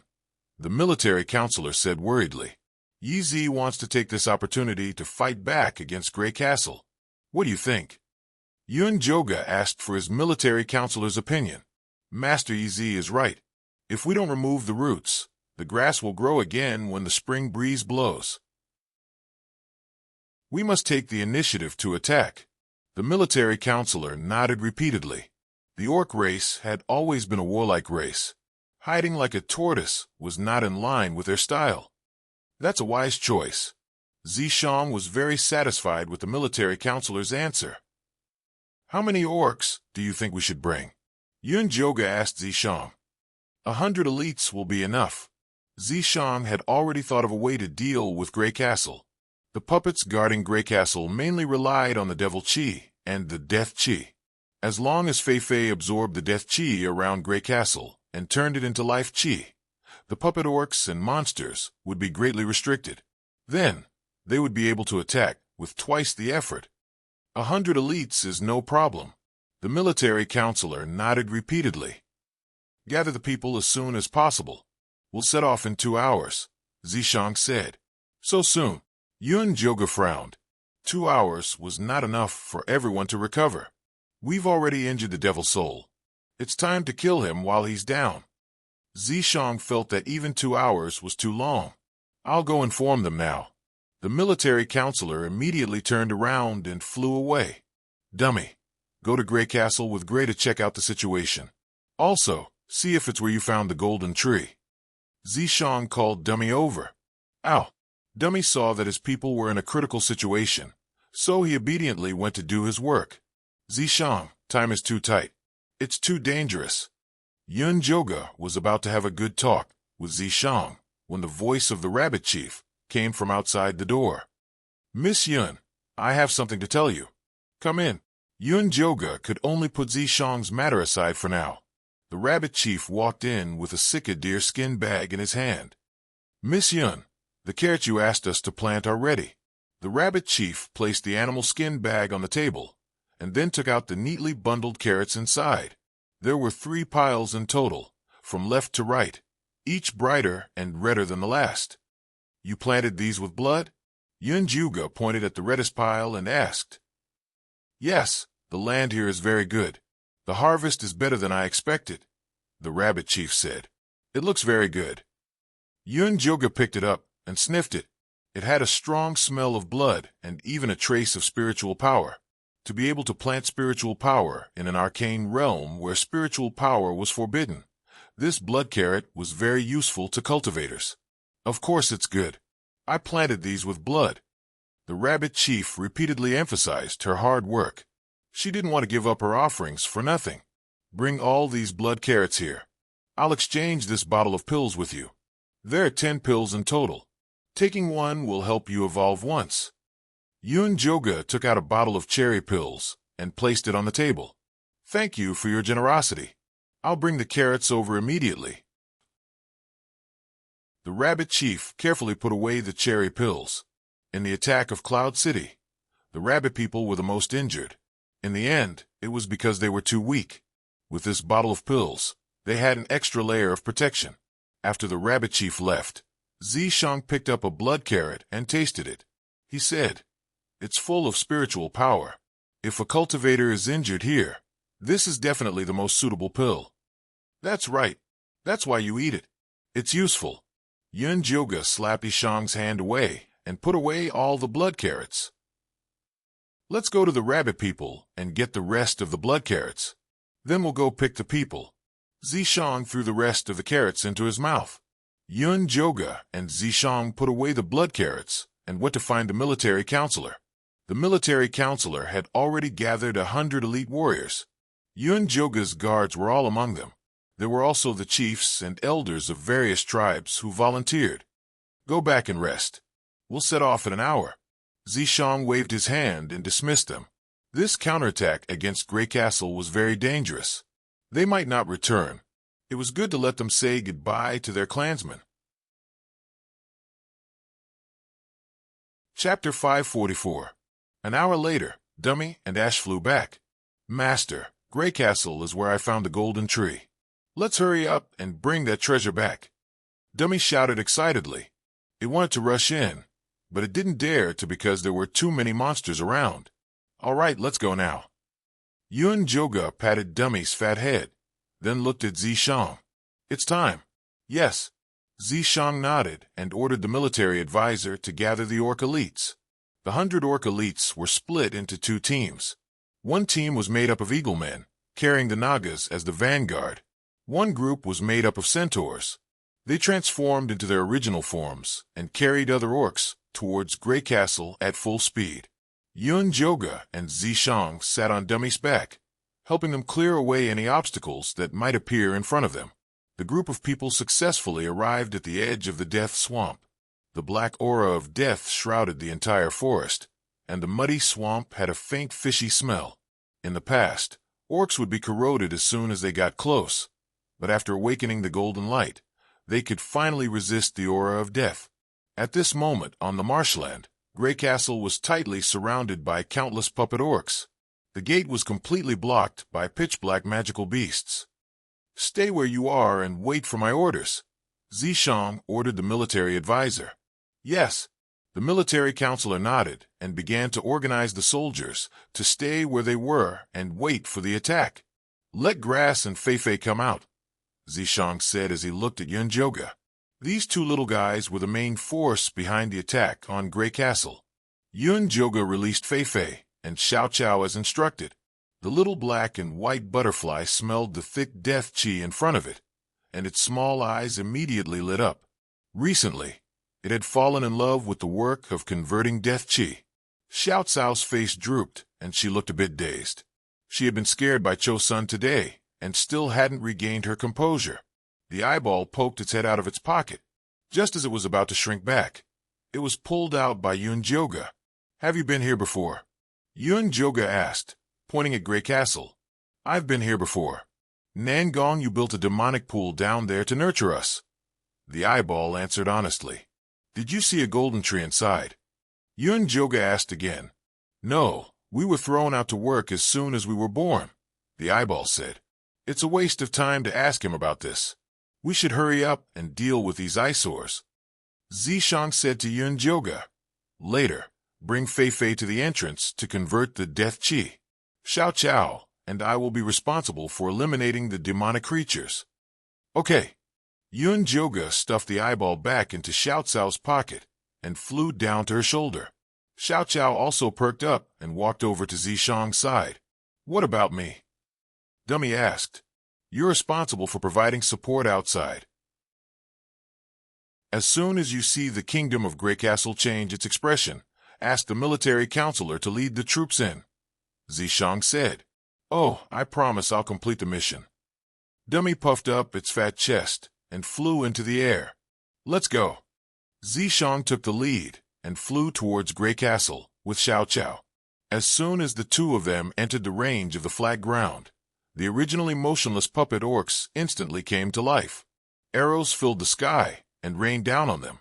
The black monsters drove the gray vines of the dead tree to block their way. Zedecea's serpent tail lashed out, shattering countless puppet demonic beasts. Xiao Cao raised her small hand high, and the black demonic energy turned into a big iron hammer, smashing those small demonic beasts into pieces. "Fei Fei, let's go." Yun Joga took Fei Fei through the crack created by Zishang and the others and came to the roof of Grey Castle. Fei Fei immediately flapped its wings, and the black death aura immediately turned into white vitality, dyeing the roof of Grey Castle white. The demonic beasts felt a great sense of crisis, and the dead tree vines immediately turned to Yun Joga. At this time, Dummy happened to see the change in the kingdom of Grey Castle, and immediately flew to the military counselor and shouted, "You can attack now. Kill." The military counselor immediately transformed into his original form, a slender black eagle, and took the lead to attack Grey Castle.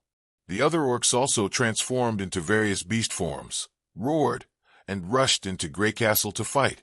The puppet orcs and demonic beasts, who were originally attacking in an orderly manner, were stunned by the sudden attack. Their attacks became messy and disorderly, and a gap finally appeared in the tightly covered door. Yun Joga and Zishang took the opportunity to rush over, and finally pushed open the gate and killed their way into Grey Castle. The defense inside Grey Castle was very weak, and the two of them rushed straight in, quickly arriving in front of the huge stone gate. "Be careful of the devil's soul hiding in there to attack," Yun Joga said vigilantly. "It wasn't my target when it possessed me, and it's even more impossible now." Zishang put his hand on the gate and pushed it open with force. The room behind the stone gate was dark and frighteningly quiet. The walls were filled with countless iron cages, and there was nothing in them. Only the remnants of hair and bloodstains on the ground showed that countless golden light orcs had been imprisoned here. Zishang walked over to check and said, "Those golden light orcs should have been devoured by the devil's soul." Yun Joga opened his spirit eye to search around, but did not find any traces of the devil's soul. Instead, he found the fluctuation of a barrier on one of the walls. The three pure Qiankuan formation, the purple cloud sex signature formation, Zishang said after careful examination. It must have been set up by Nangongyu.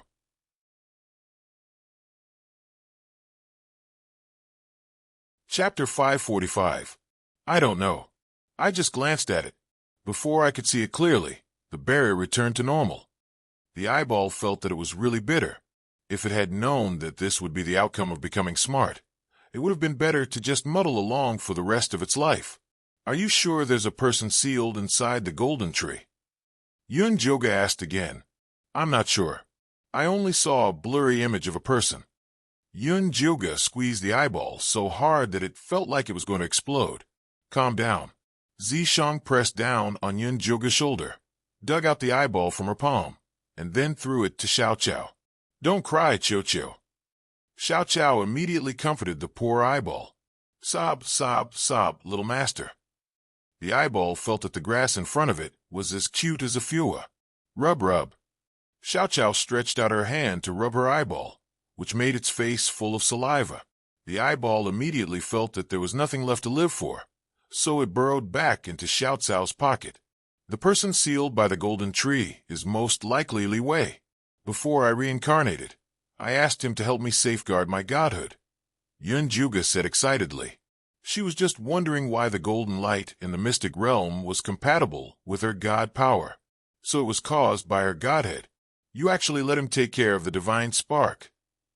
Zishang frowned. The divine spark was the symbol of Yun Joga's status as a goddess, and even he had never touched it. The situation was urgent at the time.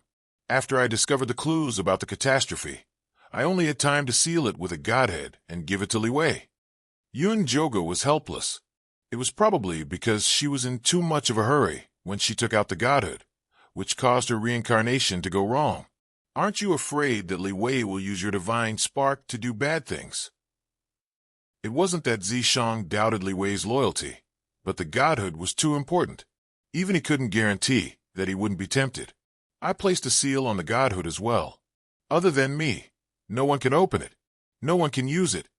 If Yun Joga hadn't held back, there was no way he would have handed it over to someone else. "Then can you sense where the divine deity is right now?" Zishang asked. "I can't." Yun Joga shook her head helplessly. If the eyeball had not reminded her, she would not have even been able to smell the godhood. Could there be a problem? Zishang was even more nervous than Yun Joga. No, it should be related to the calamity of the godhead seal. The divine spark was something dug out from her divine soul. If there was really a problem, she would definitely be able to sense it. This soil is still very fresh. Nangong Yu and the others shouldn't have gone too far. If we search for them now, we should still be able to find some clues, Zishang said as he squatted in front of the pit. "Then let's hurry up and get out." Just as Yun Joga was about to leave, Fei Fei flapped its wings and came to the top of the devil's pool. It said with a look of confusion, "Why is there life chi down there? Could there be other creatures besides it that could create life chi? Let's open it up." Yun Joga turned around and walked over to the side of the devil's pool. Together with Zishang, they dug out the devil's pool. There were 2 ice coffins at the bottom of the devil's pool. Lying inside were Nangong Li and Bailey Moyun. Zishang carried the 2 ice coffins up and removed the seals on them to get the people out. Yun Joga went up to check on them and found that their bodies were fine. There was no demonic energy in their bodies. It was just that their divine senses were sealed. "Be careful." Zishang stopped Yun Joga's hand from inspecting, then gently brushed aside Nangong Li and Bailey Mayun's hair. Their scalps were pierced with silver needles that could imprison one's divine sense, and they shone with a strange light. "Netherworld spirit sealing needles," Yun Joga blurted out. This array was extremely vicious. The souls of people who were hit by this array would be turned into nutrients to nourish their bodies. It was a technique that the devil race often used to possess others. "Looks like these 2 brats' bodies have already been reserved by someone."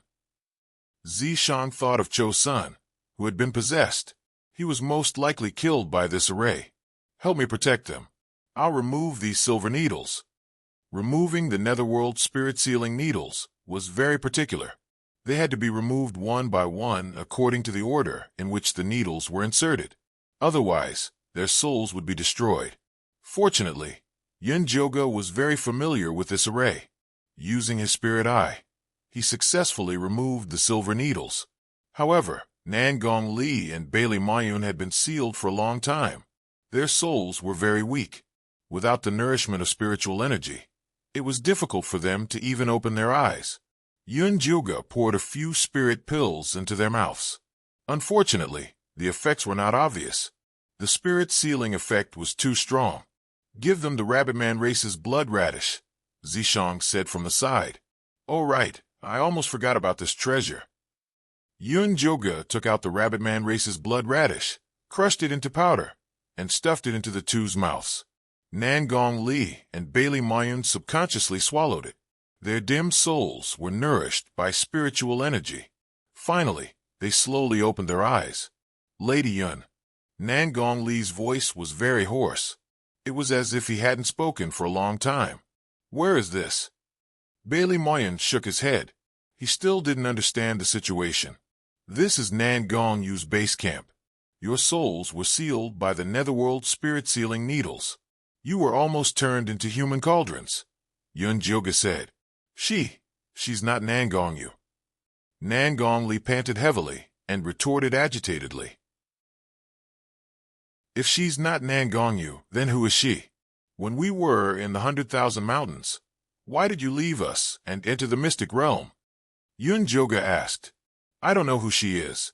When we were in the 100,000 mountains, she bewitched Cho's son and tied us up. Then, she left you and entered the mystic realm. Nan Gong Li's emotions gradually stabilized. When Nan Gong Yu and Cho's son disappeared together, the Purple Cloud sect master used a secret technique to summon her soul back. Nan Gong Yu's soul told them that there were many treasures in the primal chaos mystic realm. The indigenous beast men inside were born with strong vitality. They could be refined into supreme-grade essence longevity pills.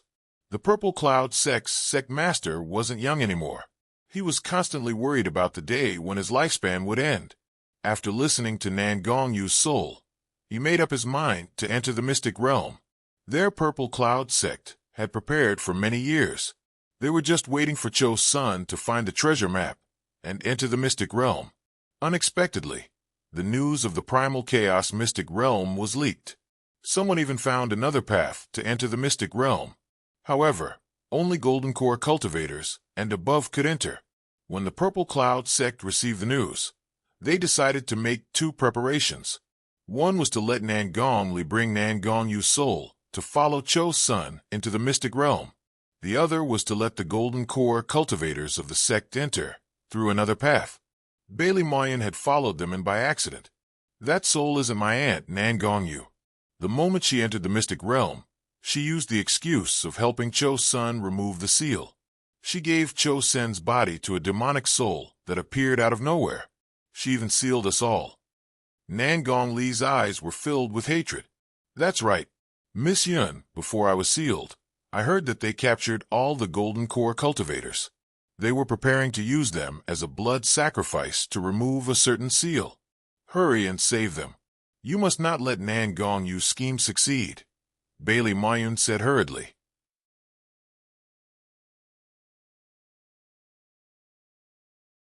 Chapter 546. Looks like this was all a trap set by Nan Gong Yu.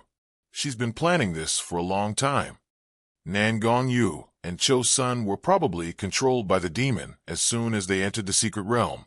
Nan Gong Yu and the others are either after your divinity or clues about the catastrophe. We have to find them as soon as possible. Zishang was very uneasy. Although Yun Joga swore that no one could break her seal, Nan Gong Yu had a strange background. Who could be 100% sure that the seal was safe? Have dummy and military advisor investigate immediately. Hopefully we can find clues about their departure.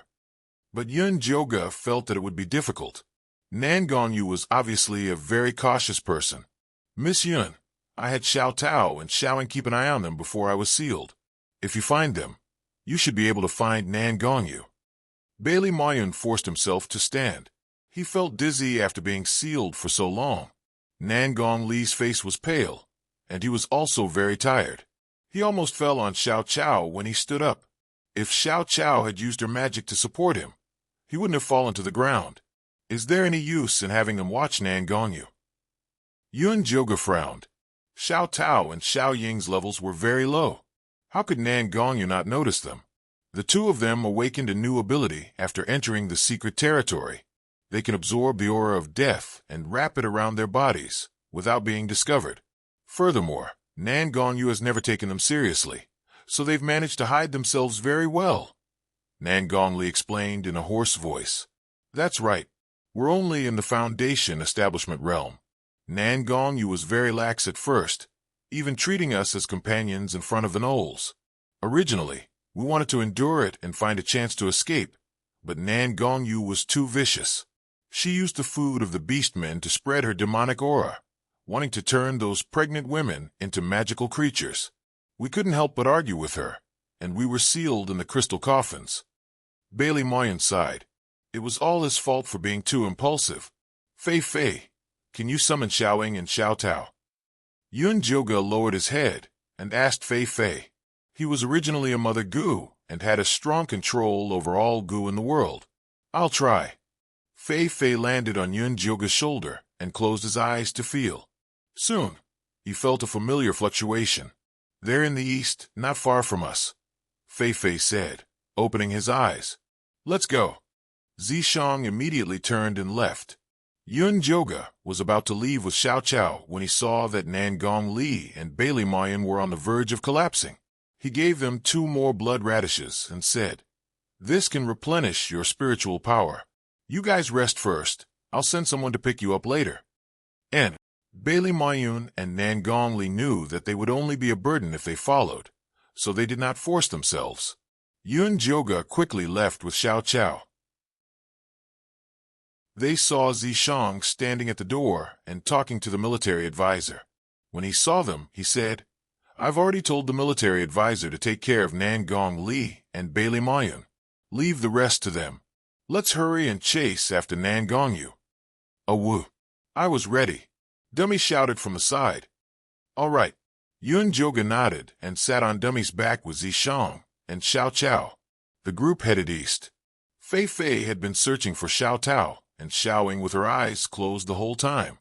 Then, she gave them directions. After flying for about an hour, Yun Joga suddenly felt that this scene was somewhat familiar. "This is the place where we dropped when we first entered the mystic realm." Zishang's memory was better than Yun Joga's. He pointed to a small hill in front of them and said, "This is where we met the leopard men and the lizard men." "That's right, this is the place." Yun Joga also remembered. Could there be a reason why Nangongyu moved them here? Xiao Tao and the rest are right in front. Fei Fei directed Dummy to fly forward for another incense stick's time. Then they saw a boundless forest of dead trees. The dark brown wasteland looked like a grayish-white sea. "They're right there." Fei Fei pointed to the forest of dead trees.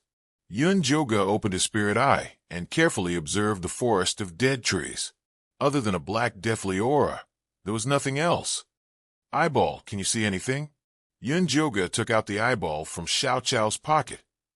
What a fragrant smell! The eyeball stared at the forest of dead trees below with a lifeless expression. It looked like it could not control itself. "I can smell the scent of a devil's pool. Nangong, you must have built a devil's pool below. Do you have a way to sneak us in?" Yun Joga did not want to alert the enemy. It would be best if they could sneak in to check the situation. "Yes, there are many monsters in this forest of dead trees. You just need to catch them and put them on your body to hide your scent. However, after you defeat Nangongyu, you must give me the devil's pool."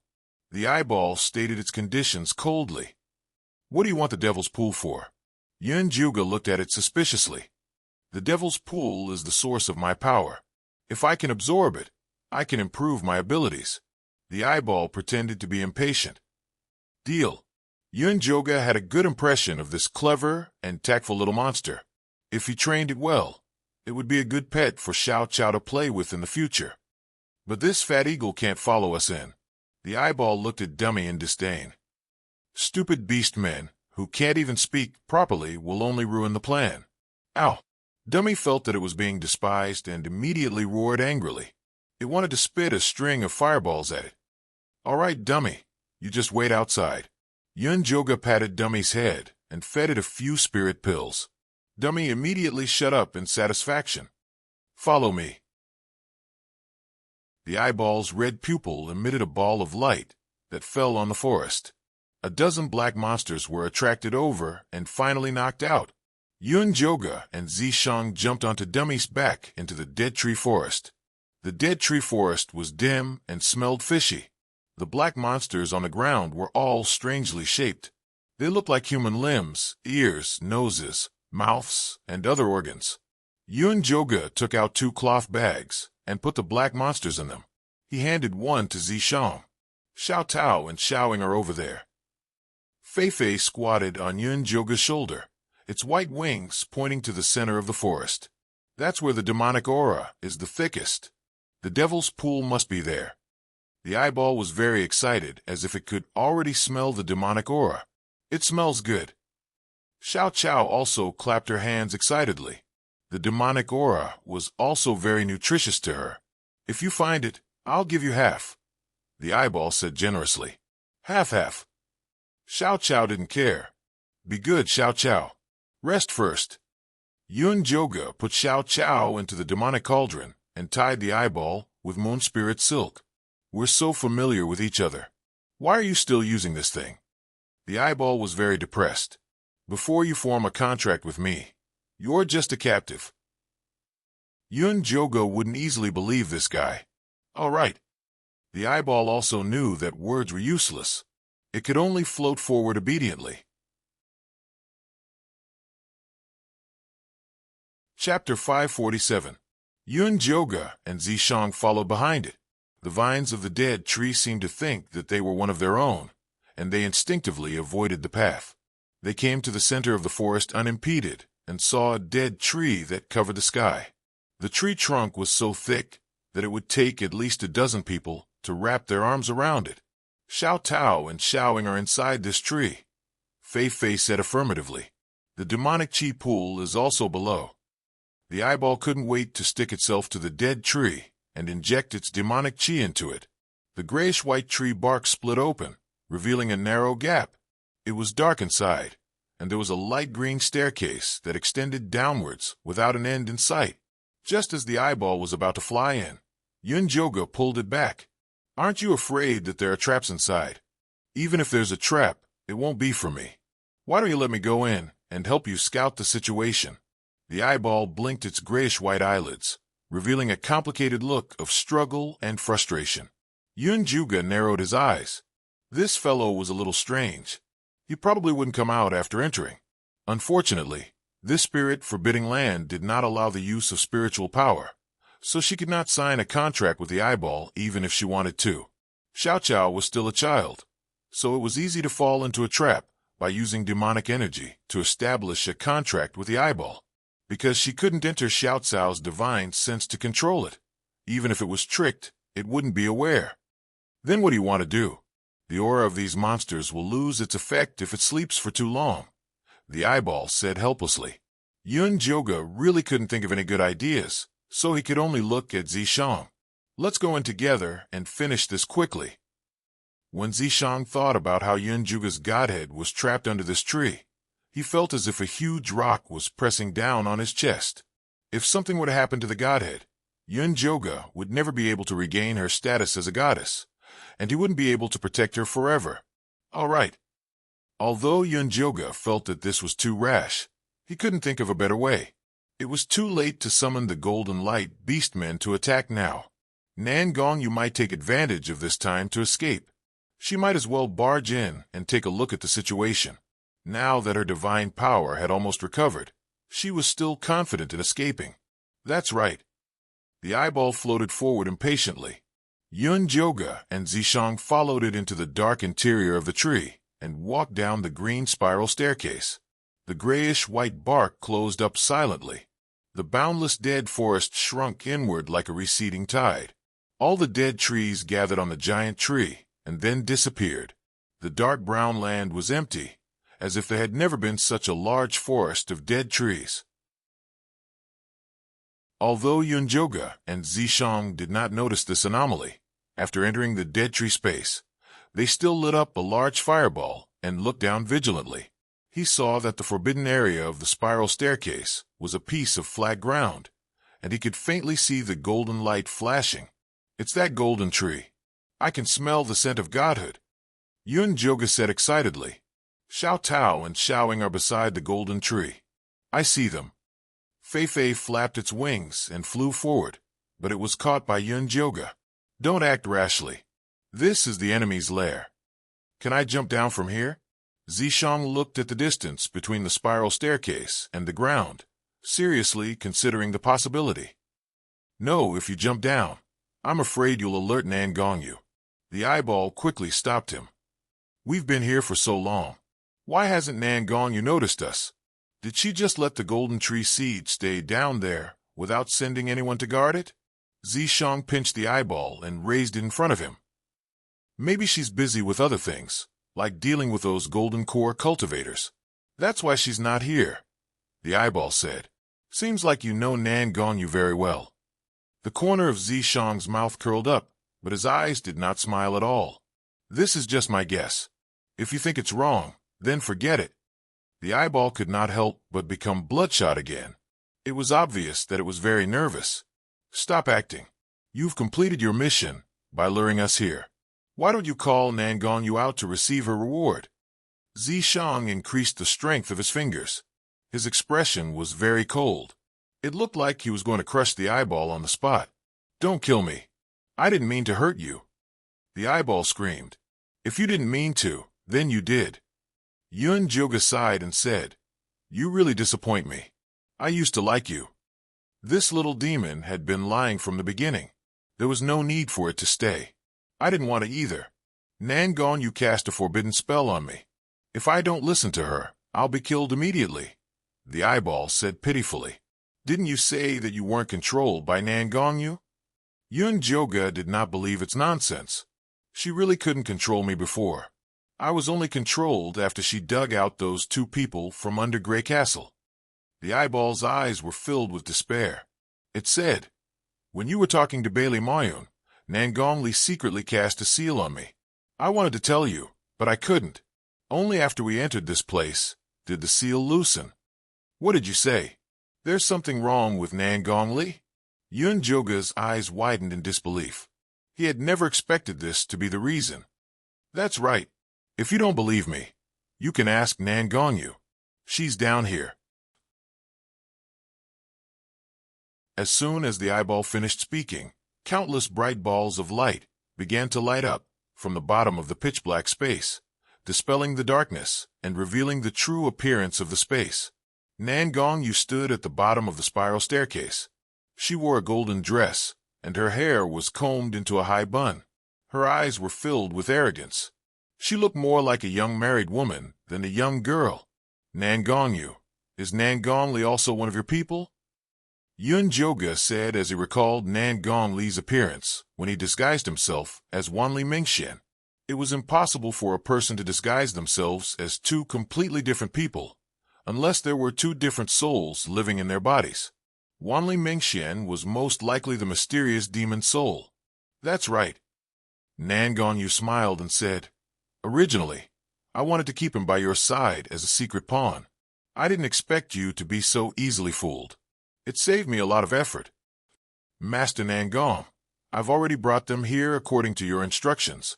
Please remove the seal on me. The eyeball immediately begged. Since you're so loyal to me, of course I'll help you remove it. Nan Gongyu smiled and grabbed at the air in Zishang's direction. Yun Juga could feel a powerful force of the same origin as the eyeball. It wasn't to remove the curse on the eyeball, but to destroy it. She didn't want the eyeball to die immediately, so she threw it into the demonic cauldron. Zishang raised his hand and dispersed Nan Gongyu's power. TSK, I heard that the goddess is kind-hearted and respects the equality of all things. I didn't expect that she would even forgive a traitor. Nan Gongyu's destruction failed. A mocking smile appeared on her face.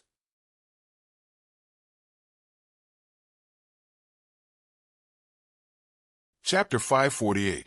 Whether I'm kind or not has nothing to do with you. Where's my golden tree? Yun Joga opened a spiritual eye and saw a barrier around Nan Gongyu. The golden tree should be inside. It's right here. Come and get it if you can. Nan Gongyu waved her sleeves, and the surrounding light fluctuated. A pitch-black demonic pool appeared on the empty ground. The black pool water bubbled, and the black mist that floated out formed the shapes of small demonic creatures. These small demonic creatures had strange shapes. Many of them looked like eyeballs with red pupils and gray eyelids. In the area where the monsters were gathered, there was a golden tree. The branches were bare and there were no leaves. Inside the tree was a man with an ordinary face. It was Li Wei. His hands were placed on his chest, as if he was guarding something. Yun Joga knew that it was the catastrophe seal she had given to Li Wei. She really wanted to rush down and save Li Wei, but she didn't dare to act rashly when she saw Nan Gongyu's fearless expression. There's something strange about this space. Zishang grabbed Yun Joga's hand and scanned the surroundings. Then, he lowered his head to look at the spiral staircase. The Nether Ghost Formation. No wonder we had to take this spiral staircase. Yun Joga looked over. The Golden Core cultivators from the 5 evil sects and 6 righteous sects were sealed inside the black stone slabs. Their heads were full of nether-forbidding spirit needles, and they were sealed inside in very strange postures. If Yun Joga and Zishang had walked down the staircase, they would have been trapped inside the Nether Ghost Formation. I thought I would have to spend a lot of effort to lure you here. I didn't expect 2 little insects and a small demonic creature to lure you here. I don't know if I should call you stupid or bold. Nan Gongyu smiled proudly and patted the golden tree, revealing Xiao Tao and Xiao Ying, who had been turned into specimens. The 2 little insects had pained expressions, as if they had suffered great torture when they were alive. You actually killed them. Yun Joga's anger soared. He raised his hand and shot an arrow at Nan Gongyu. The golden arrow pierced through the air, passing through layer after layer of transparent defenses, but it was unable to reach Nan Gongyu. Let my Nether Ghost Formation play with you first. Nan Gongyu clapped her hands, and the lights in the entire space gradually dimmed into darkness. Only the faint green glow of the rotating stone staircase remained. We have to break this formation first before we can find her. Zishang stomped his foot forcefully, causing the entire stone slab to tremble. Several silhouettes appeared on the long stone staircase. They all had numb expressions on their faces. They were all Golden Core cultivators, and they lined up densely all the way down. Yun Joga looked carefully. The few Golden Core cultivators at the front looked like they were from the Dan Yang sect. The Core Yang sect was only good at refining elixirs. Most of them stayed in their cave abodes and traded elixirs with others. Their offensive power was not strong. Zishang charged forward and shattered the souls of the Core Yang sect's Golden Core cultivators with a single punch before he charged forward, like a hot knife through butter. Yun Joga followed behind him and discovered that after the cultivators' divine souls were shattered, they slowly began to reform. The souls of these cultivators were undying and indestructible, so they had to pass through the stone staircase as quickly as possible. Zishang also discovered this problem. He no longer conserved his strength. Black scales rapidly spread across his face. His hands turned into sharp claws, and his body became a dragon tail. He smashed forward with incomparable strength. Yun Joga followed closely behind Zishang. Soon, they had covered more than half of the distance, but they encountered a roadblock at the end. The slender cultivators of the 5 evil sects all played dirty tricks. They created countless traps on the flat stone staircase, and even raised one wall after another. Behind each wall, a sword cultivator from the Wuji Sword Pavilion would appear. Although they had been refined into puppet souls, their sword chi was still very sharp. More and more divine souls appeared behind them, and they began to approach step by step. Zishang's handsome face was already covered with black scales, and his attacks were getting more and more ruthless. However, Yun Joga did not relax at all. It was not a good thing to waste too much energy at the beginning. He had to think of a way to break through these walls that were blocking the way. Master, why did you throw this disgusting eyeball in? The little baby's dissatisfied voice sounded in Yun Joga's divine consciousness. You're the one. Yun Joga's eyes lit up. He took out the demonic tripod and placed it on the ground. With a pinch of his fingers, he turned it into a large round bronze tripod. Master, what are you doing? The little baby was still confused. Go. Yun Joga kicked, and the demonic tripod rolled forward. Rumbling sounds rang out. Countless stone walls were smashed, and the souls were also affected. Zishang killed in all directions.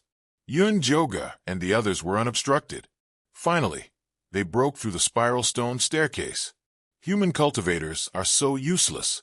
They can only stop us for such a short time. Nan Gongyu shook her head. Then, She opened her mouth and sucked. All the divine soul sealed in the stone staircase flew into her mouth. Her body made banging sounds, and she actually rose from the ground. She turned into a 3-meter-tall monster. On her pitch-black face was a bloody mouth filled with sharp white teeth. She had 6 long arms, 2 thick legs, and a long tail behind her. It was filled with an ominous smell. Demon from outer space. Yun Joga blurted out. What demon from outer space? Zishang asked while blocking the monster's attacks. I remember now. The revelation of the catastrophe told me that there's a group of evil and powerful demons from outer space outside Songlan continent. They plunder resources everywhere. They forcefully opened the passage to Songlan continent and threw in the monsters they raised. Not only can these demonic creatures possess human bodies at will, they can also spread demonic chi like a plague. After all the living beings on Azure Wave's continent have become filthy demonic creatures, they will come and take away the origin power of the continent. Everything will be destroyed. Yun Joga wanted to smash her own head. How could she forget such an important thing? Back then, you used your physical body to mend the sky. Was it to seal that passage? Because Zishang was too shocked. He was accidentally hit by the monster. He smashed into the wall, and countless pieces fell. That's right. When I used my physical body to seal the demon passage, I found the key to open the passage. I sealed it with my divine spark and gave it to Li Wei, Yun Joga said, while dodging the monster's attacks. Then what are you waiting for? Hurry up and save Li Wei and destroy the key. Zishang kicked the monster into a corner and tried to use his tail to entangle it. The monster roared madly, but it couldn't break free. Yun Joga took the opportunity to rush to the side of the golden tree. He wanted to pull it out of the pool of demonic energy, but he found that it was as if it had taken root and couldn't move at all. At this time, the monster finally broke free from Zishang's restraints and sent him flying with a punch.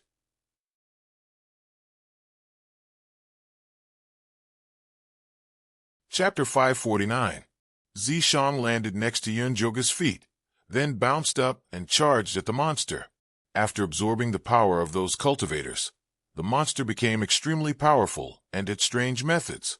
Although Zishang was brave, he couldn't take it down in a short amount of time. Li Wei, can you hear me? Yun Joga hit the golden tree with all her might. Li Wei's eyes were closed, and he didn't respond.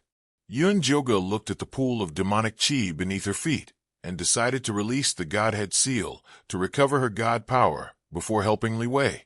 Yun Joga bit her index finger and used her blood to write runes on the golden tree. This set of runes was created by her, and it was the only way to release the seal. The golden red god blood slowly seeped into the golden tree. Li Wei's eyelashes began to tremble, and the entire golden tree shook. Then there was a cracking sound. The broken pieces of the golden tree flew into the sky and gradually formed a heart-shaped godhead. Seeing this heart, the monster let out a crazy roar and wanted to rush over, but Zishang's tail smacked it away. Yun Joga reached out to grab the godhead, but she discovered that a figure was faster than her, grabbing the heartbeat and pulling it to the side. Li Wei, what are you doing? Yun Joga stared at her most trusted subordinate and found that on his handsome face there was a pair of black bottomless eyes. The pool of demonic chi beneath his feet that bound the golden tree had disappeared. Dear goddess, I've served you for so long, and I've never introduced my name to you. I'm Ogre. Li Wei bowed to Yun Joga with exaggerated movements. Who are you, and when did you enter Li Wei's body? Yun Joga was sure that when Li Wei was serving her, it wasn't this ogre. Or perhaps you prefer to call me the key to open the demonic channel. Ogre straightened up and the corner of her mouth pulled down, revealing a strange smile. You're the devil spirit of that key? Yun Joga's pupil shrank. Everything had a spirit. That key had actually formed a devil spirit and harmed Li Wei, who was in charge of it. That's right. Your Godhead seal is indeed powerful. I used countless methods to control Li Wei to do 2 things. Ogre sighed and said. Ogre pretended to sigh and said, If it wasn't for that, I would have opened the passage long ago to welcome my master. You encouraged Yuling to commit suicide? Yun Joga gritted his teeth and asked, At that time, they were still wondering who had impersonated Li Wei to instigate Yuling. They didn't expect it to be the devil spirit transformed by the key. That's right. Although I did it very cleverly, Li Wei still noticed it and decisively sealed himself in this damned place. It's just that he didn't expect that I brought a few contracted monsters with me. Those monsters helped me a lot, Ogre said with a smile. What about Li Wei? Where did you take him? Yun Juga stared into Ogre's black eyes. If you want to seal me, you have to pay the price. Og's black eyes were calm. He's dead. Yun Juga felt an indescribable pain in his heart. No, his soul is still sealed here. Why don't we make a deal? You open my body, and I'll return him to you. Ogre pointed at his chest. There was a faint red humanoid glow there, emitting the aura of Li Wei's soul. He used the soul he sacrificed to add another layer of seal outside the key. Only Yun Juga could undo it. Then you have to first return the godhood to me. Only then will I have the power to undo the seal. Yun Juga said calmly. You want the godhood, sure, but you have to sign a contract with me first. Ogre played with the golden godhood in his hand and smiled. What contract do you want to sign? Yun Juga raised his eyebrows. He already knew that the conditions this devil spirit proposed were ridiculous. Master-servant contract. I'm the master and you're the servant. Ogre said shamelessly. You, a devil spirit, want to be my master? Yun Juga sneered. He slowly adjusted the god power in his hand and prepared to attack at any time. I advise you not to act rashly. This godhood isn't as strong as you think. Ogre squeezed the godhood hard and acted as if he was going to destroy it. At this moment, the monster that Zishang was entangled with was sent flying and charged straight at Ogre. Idiot! Ogre impatiently kicked the monster back to Zishang. Yun Juga took the opportunity to shoot a golden divine light at Ogre. Ogre didn't take it head-on. He moved to the right, but Zishang blocked his path. Zishang clawed at his chest. Ogre's right hand expanded into the shape of a black monster's claw and clashed with Zishang's palm. A huge shockwave came from where the two clashed. Zishang retreated to Yun Juga's side. Ogre also took 2 steps back. He looked at Zishang viciously and smiled. As expected of the strongest Fey Emperor on the continent. You're still this strong even after dispersing your cultivation. It's just that you've angered me like this.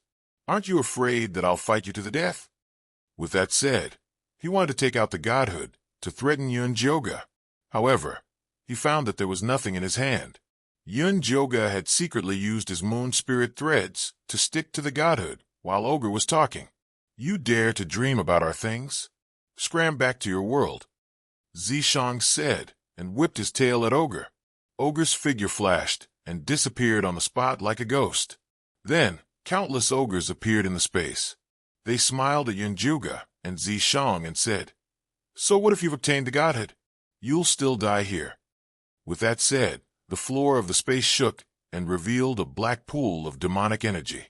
Countless beast and beastman corpses were soaking in the pool. The color of the pool water was very strange. It was thick and viscous. It gave off a smell even worse than the death swamp. Enjoy this black rain source. You'll definitely like it. Ogre's laughter echoed in the space. Ogre polluted the source energy of this mystic realm, which caused the black rain to descend. If I hadn't sealed the passage back then, he would have used the same method to destroy the source energy of the Azure Tide continent. Just as Yun Juga finished speaking, the monster that Nan Gonyu had transformed into accidentally fell into the black water. She was immediately corroded until not even her bones were left. We have to leave this place. That pool of black water is no joke. Zishang's right hand pierced through the wall. With Yun Juga on his back, he climbed up. The ferocious black water was spreading faster than they could climb. Zishang quickly rushed to the top. However, he discovered that the exit door had already disappeared. Protect me. I'll absorb the godhood first. Yun Juga instructed anxiously. He then swallowed the godhood into his stomach. The familiar power did not appear. The godhood in Yun Juga's stomach did not react at all. You're not the only one who knows how to seal things. Ogre's voice resounded in the space. A pair of pitch-black eyes appeared in the black water. They reflected a strange light as they approached Yunjuga. Chapter 550. Zishang moved up again and stuck close to the top of the space. He vigilantly looked at Ogre, who was lurking in the black water. The entire space was filled with a disgusting smell.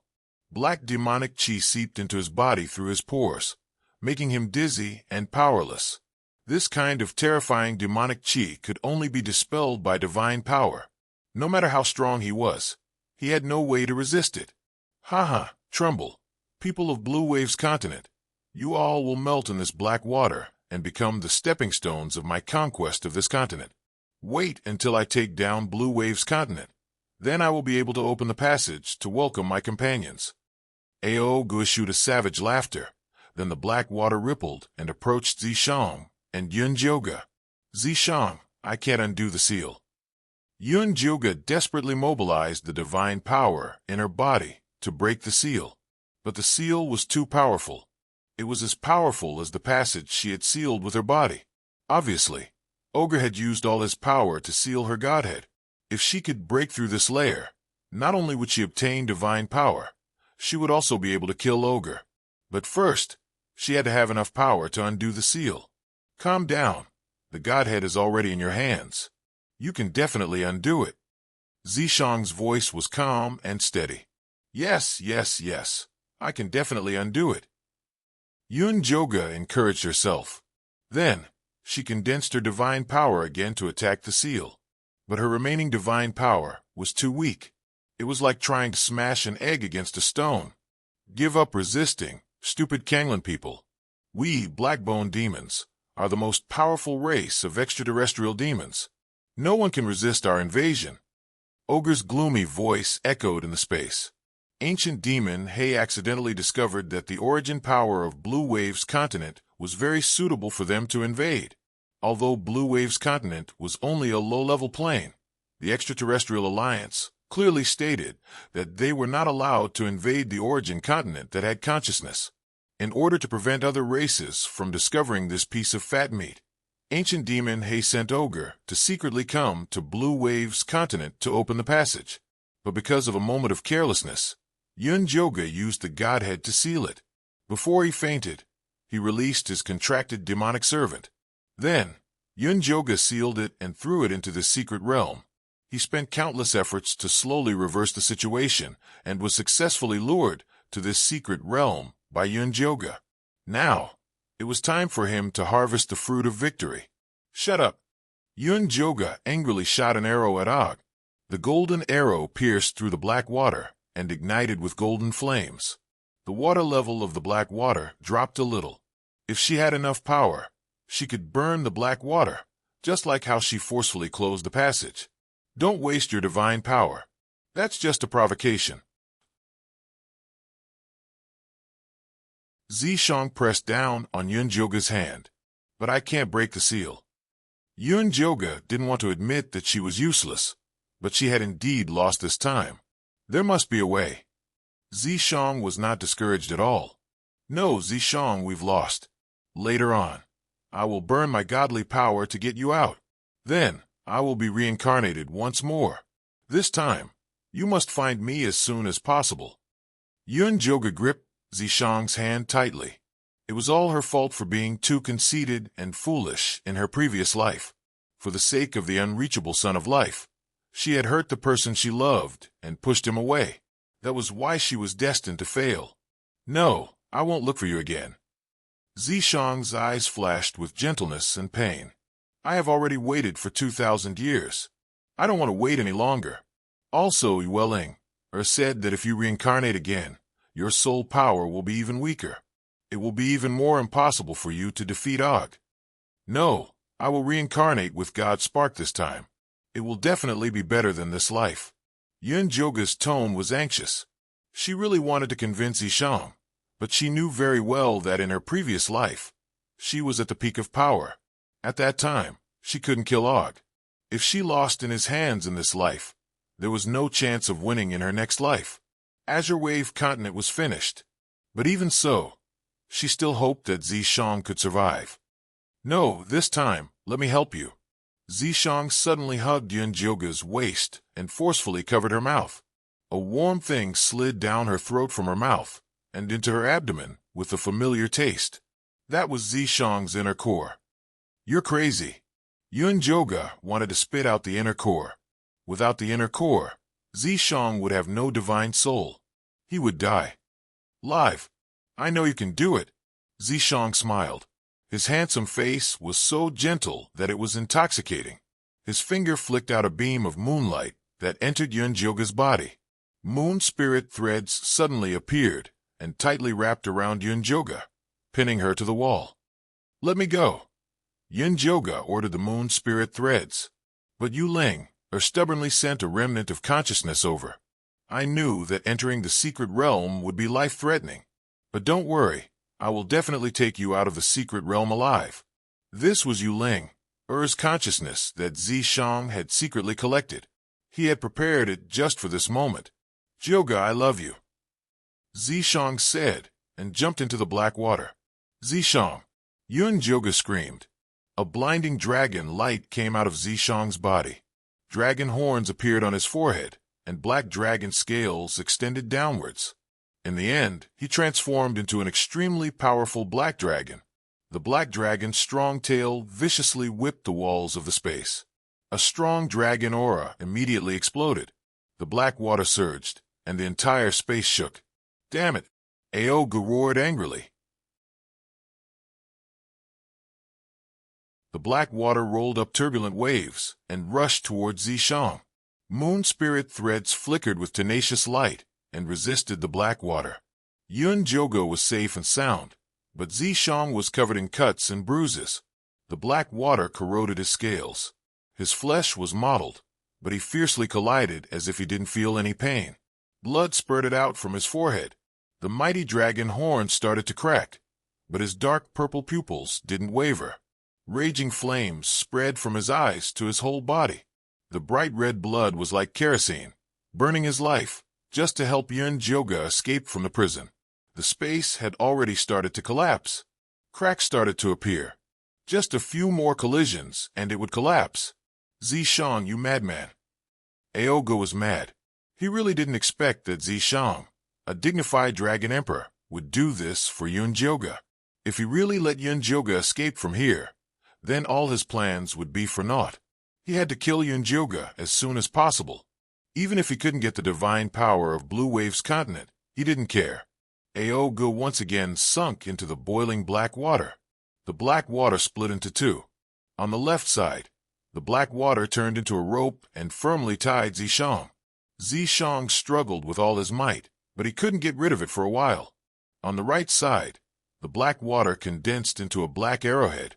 Although this black arrowhead was only the size of a fist, it condensed a terrifying aura and shot towards Yunjoga with world-shaking momentum.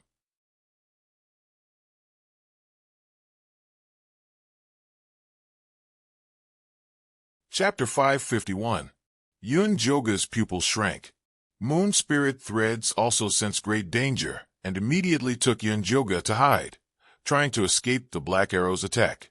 The black arrow chased after Yunjoga, but failed to lock onto her. It seemed to impatiently stop, and then split into countless black arrows that filled the entire space. The black arrows were all pointed at Yunjoga. No matter where she hid, she could not escape the attack. Die! Ogre let out a triumphant yell, and the black water 10,000 arrows shot toward Yunjoga with a destructive aura. Yunjoga's scalp went numb. Golden divine power condensed on the surface as she prepared to take this terrifying attack. At this moment, Zishang suddenly let out a roar. His black dragon body suddenly exploded. After breaking free of the black water, he instantly blocked Yunjoga's path. Countless black arrows shot into his body. His already wounded body was now covered in bloody holes. He looked like a piece of ragged cloth. Zishang! Yunjoga screamed uncontrollably. She held Zishang's bloodstained dragon head with trembling hands. She wanted to touch him, but was afraid of hurting him. Live! Zishang spat out the words in a hoarse and tired voice. He used the last of his strength to slam the stone wall above him. The dragon blood and black water mixed together and finally exploded the entire space. Yun Joga's body was sent flying by a huge wave of air and flew towards the hole in the sky. Her body floated in the air. The wind whistled in her ears. The dark brown dry land appeared in her eyes again, like a picture of the end of the world. In this gray picture, Zishang's bloody and broken body was extremely eye-catching. His dark purple eyes stared at Yun Joga's figure. Inch by inch, his falling body turned to ash and disappeared from the world. Ah! Yun Joga let out the roar of a wounded beast. It was like a cuckoo crying blood. Her soul was in so much pain that it felt like it was about to explode. The dragon orb in her body sensed its master's death. It released the last of its demon power and surged into her abdomen along with the golden divine power. Her abdomen squeezed violently. The pain made her break out in a cold sweat. She could feel a huge force pressing against her dantian. Warm water flowed out from under her. Something fell out of her body and floated in front of her. It was a white egg the size of a palm. After shaking violently from left to right, it made popping sound. A cute little head popped out. It had a pair of forked golden horns on its head, fluffy golden hair, a round little face, short thick eyebrows, and a fiery red phoenix feather flower mark in the middle of its eyebrows. It looked a little like Yun Joga, but also a little like Zishang. There was no doubt that it was their child, the legendary child of life. Yun Joga stared blankly at the child, her mind completely blank. She felt as if her soul was slowly disappearing with Zishang's death. Saving the world? Saving the calamity? All of this had nothing to do with her. At this moment, she only wanted to follow Zishang. The little dragon man crawled out of the shell and hovered in front of its mother. Its body was very healthy, and its 4 limbs were chubby. There was even a golden dragon tail on its tailbone that emitted the purest light of life. Son of life, Ogre's surprised voice rang out. Then, a huge black palm rose from the ground and grabbed at the little dragon man in the air. Wah, wah, wah. The little dragon man was so frightened that it cried loudly. Rumbling thunders and hailstones rained down, scattering the huge black palm in the air. Ogre was not discouraged by the failure. He gathered all the demonic aura in the entire mystic realm and condensed it into a black palm that was even bigger and scarier than before, grabbing at the little dragon man. The little dragon man's wind, thunder, and hailstones rained down again, but it was unable to scatter that terrifying huge black palm. Wah, wah, wah. The little dragon man felt fear and immediately crawled into Yun Joga's arms. It tried its best to burrow into her clothes, wishing that it could turn into an egg and return to its mother's embrace. The warm touch finally awakened Yun Joga's consciousness. She hugged the child's tiny body, and she finally came back to life. Zishang was dead. What she wanted to do was to take revenge, not to wallow in self-pity. Yun Joga used her moon spirit threads to bind that huge black palm. Then, she condensed her divine power again, wanting to break the seal. The golden godhead had already shattered the seal when it descended. The familiar divine power fused into Yun Joga's divine soul again and flowed through her entire body. A golden red flame lit up between Yun Joga's brows. The phoenix feather flower was as dazzling as a phoenix that had gone through nirvana. Streaks of red patterns spread down from her forehead. Golden red light feathers formed a pair of wings on her back, illuminating the world with divine light. Damn it! Ogre screamed uncontrollably. After the seal was broken, the power of his divine soul was also rapidly disappearing. If he did not think of a way to escape, he would really be destroyed. Ogre looked at Yun Joga with resentment. The huge black hand formed by the black water split into countless raindrops and rained down on the world. As long as a trace of his divine soul could escape, he could continue to lie dormant and wait for the day he could make a comeback. Yun Joga, just you wait. Everything is not over yet. Ogre's divine soul split into thousands of pieces. Just as he was about to fall to the ground and escape, he suddenly realized that his vision blurred. The vast mystic realm turned into a blue space. You are not the only one who knows how to set up a spatial barrier. Yun Joga's voice spread out like water ripples. Ogre widened his eyes in horror. He looked up and saw Yuan-juga hugging the little dragon man and looking down at him from above. The golden little dragon man opened its little hands and looked at him curiously with its extremely pure eyes, as though it was looking at something fun. Spatial barrier was the innate ability of the golden dragon. After it absorbed its mother's divine power, it became even more powerful. It transferred all the black water that Ogre turned into its own spatial barrier. The Azure Waves continent is mine. You should not covet something that doesn't belong to you. Yuan-juga raised her hand expressionlessly. A wisp of golden flames emerged from her hand and floated into the air before turning into a thunderfire needle. Die! Following Yuan-juga's order, the thunderfire needle transformed into countless lightning needles and rained down like a rainstorm. The purple lightning exploded above the black water and eventually turned into golden flames that burned fiercely. The black water bubbled like boiling water and turned into transparent water vapor before vanishing without a trace. Don't kill me, don't kill me. Keeping me alive is useful to you. You can use me and the ancient black ink race. They will definitely be willing to pay any price in exchange for my life. Ogre let out a miserable scream and kept tempting Yuan-juga to spare his life. Yuan-juga's response was to increase the output of divine power. The fire was like a bottle of oil that was poured into a bottle and quickly burned Ogre's divine soul into nothingness.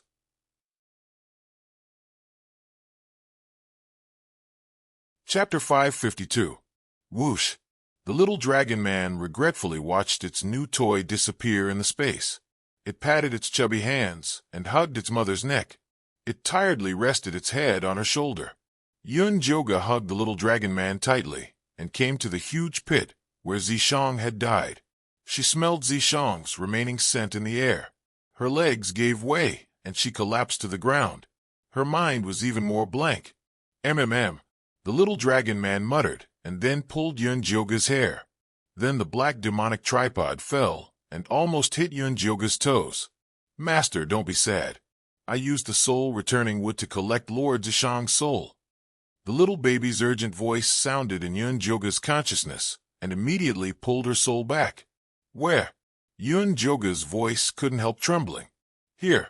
The little baby pointed at the soul-returning wood planted in the space. There was a quiet black dragon inside the red mist-like wood. It was undoubtedly Zishang's soul. Zishang. Yuan-juga's consciousness sank into the demonic tripod and formed a small person. It pounced at the soul-returning wood and called, "Juga, are you okay?" Zishang opened his eyelids. His pupils reflected Yuan-juga's figure. I'm fine. I've already killed Ogre. How are you now? Yuan-juga reached out to touch Zishang, but passed through his soul. My soul is very weak. You have to undo the seal of the palace and put my soul back into my body. Back then, Yuan-juga had sealed the palace after mending the sky. Zishang's soul had reincarnated with her and left his body in the palace. I'll definitely take you back to the palace. As long as Zishang could survive, it wouldn't be a problem to take him to the outer world to find other worldly demons, not to mention back to the palace. Okay. Zishang's eyelids grew heavier and his voice weaker. Although he hid in the soul-returning wood at the critical moment, he was still exhausted and had no strength to speak. Master, don't worry. I'll take good care of Lord Zishang. The little baby smiled obsequiously. After wandering outside for so many years, he could finally return to the palace. I'll leave him to you. If anything happens to him, I'll ask for you. Yuan-juga said sternly. Yes. The little cute baby's face was serious and taut as he promised to complete the task. Although Yuan-juga really wanted to stay in the demonic tripod with Zishang, there were still many things waiting for her outside. Yuan-juga left the demonic tripod and saw that the little dragon man had already fallen asleep with its arms around her neck. Good boy. Yuan-juga kissed the little horn on its forehead and sent it to the demonic tripod beside Zishang. Then he spread his wings and flew towards Cloud City. Shirley was standing at the top of Cloud City when he saw a beam of golden light flying towards him from afar. He looked into the distance and saw Yuan-juga covered in golden light, stepping on auspicious clouds, looking extremely holy. Greetings, Lady Goddess. Ian Shirley knelt on one knee, and his voice reverberated throughout the entire Cloud City. The orcs also knelt down and welcomed Yunjoga's arrival with the most pious gesture. Where's Nangong Li? Yunjoga landed in front of Ian Shirley and asked. He's dead. Ian Shirley sighed. What's going on? Mo Hun was not easy to deal with. She didn't think that Ian Shirley could kill him. Follow me and you'll know. Ian Shirley brought Yunjoga to Nangong Li's room. She saw Nangong Li's corpse lying on the ground. He had become a monster like Nangong Yu. Bailey Mayun sat at the side with a shocked expression. He was completely dumbfounded. There was a loud noise in the sky just now. He suddenly died and became like this. Ian Shirley said. Very good. She didn't have to do it herself. Lady Yun, what exactly happened? Bailey Mayun supported himself against the wall and stood up. He didn't understand how his best friend had become such a monster. Nangong Li and Nangong Yu were both killed by the Mo Hun. Yunjoga told him about the extraterrestrial demon and ogre. Nangong Li, who had been possessed by the Mo Hun, had planned to kill all the orcs in Cloud City. Unfortunately, he had died with ogre before he could act. Now that the passageway is closed, does that mean that the catastrophe is about to end? Ian Shirley asked nervously. The extraterrestrial demons have already set their eyes on this place. They will send more people here sooner or later. We must prepare in advance. Gather all the orcs. I have orders. Yunjoga didn't have time to waste. After settling things here, she still had to bring Zishang back to the Divine Palace. After all the orcs had gathered, Yunjoga eliminated all the death chi and devil chi that had polluted the arcane realm in front of them. Golden light shone on the ground. Everything grew, grass sprouted, and clean spring water appeared again. The orcs knelt at Yunjoga's feet excitedly. Tears streamed down their faces as they murmured, thanking the goddess for her gift. Ow, ow, ow, aren't you taking me with you? When Dummy heard that Yunjoga was going to leave, he was so scared that his eyes widened. You're more needed here. Yunjoga patted Dummy's head and secretly transferred some divine power to him. Dummy's body elongated and slowly grew taller. Finally, he turned into a handsome young man with slanted eyes. When you grow up, come find me at the Divine Palace. Yunjoga smiled and shot a golden oracle into the sky. She ordered the Eagle Man Prince Ling Fei to be the Beast King and lead the entire orc race. She also left the training rules for the priests in the Divine Palace. She asked the tribes to pick out the best orcs to enter the Divine Palace to learn the knowledge of the priests and help the orcs continue to evolve. After Yunjoga settled things in the arcane realm, she left with Bailey Mayun and Ian Shirley. Goddess, what can I do? Bailey Mayun's expression was determined.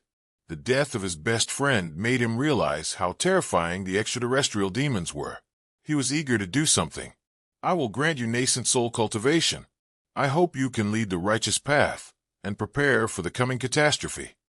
Yunjoga took out a divine elixir that she had made in her previous life. She had originally prepared it for the battle against the extraterrestrial demons. But after what happened to Zishang, she didn't want to shoulder all the burden. The rise and fall of the world was everyone's responsibility. Bailey Mayun had a righteous heart. She believed that he could lead the righteous path cultivators to success.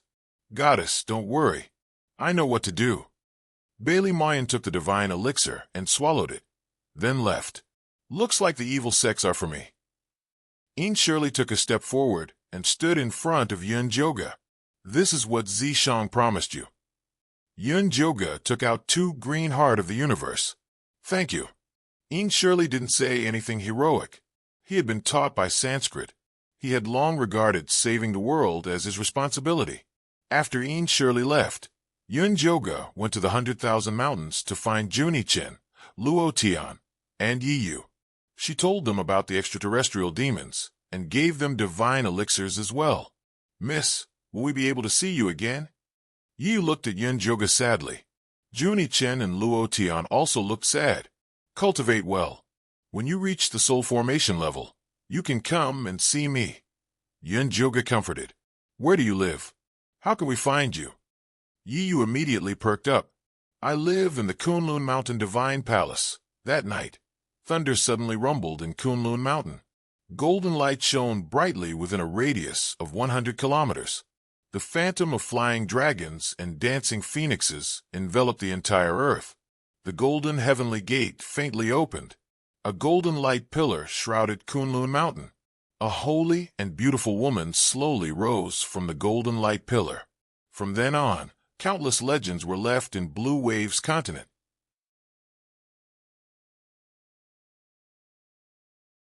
Chapter 553. Divine Palace, Lotus Hall. Yun Joga held his son's little paw and pointed at the big white egg that was soaking in the golden pool. Baby, do you see that white egg? That's your father. Egg father? The little dragon man frowned. It did not understand why other people's fathers were so tall and mighty, but its father was a big white egg. He was injured in the fight with the bad guys to save us, so he could only hide in the egg and grow out again. Yun Joga carried his son closer to Zishang. A year ago, she successfully opened the seal of the Divine Palace and found Zishang's original body. She did not expect him to degenerate into an egg after putting his soul in. Wan Sha said that Zishang was too exhausted to maintain his demon form and needed to absorb more power to transform again. She could only put Zishang's egg in the lotus pool and wait for him to be born again. Bad guys, kill them. The little dragon man waved his little paw angrily. He still remembered the big black hand he saw when he was born. We've killed the bad guys. All right, you should go take a nap and say good afternoon to father. Yun Joga grabbed his son's little paw and waved at Zishang. Good afternoon, father. The little dragon man waved his paw obediently. Zishang's egg shook slightly as if responding to them. Zishang, do your best. We'll visit you again later. Yun Joga kissed Zishang's egg and left the Lotus Hall with his son towards the Golden Dragon Hall. Along the way, the maids bowed to her. The one in charge of taking care of the little dragon man was a maid chosen by the spirit clan. Her name was Qing. Goddess, Lord Wan Sha just sent someone to look for you. He said that there's someone waiting in the hall. Qing was small but very strong.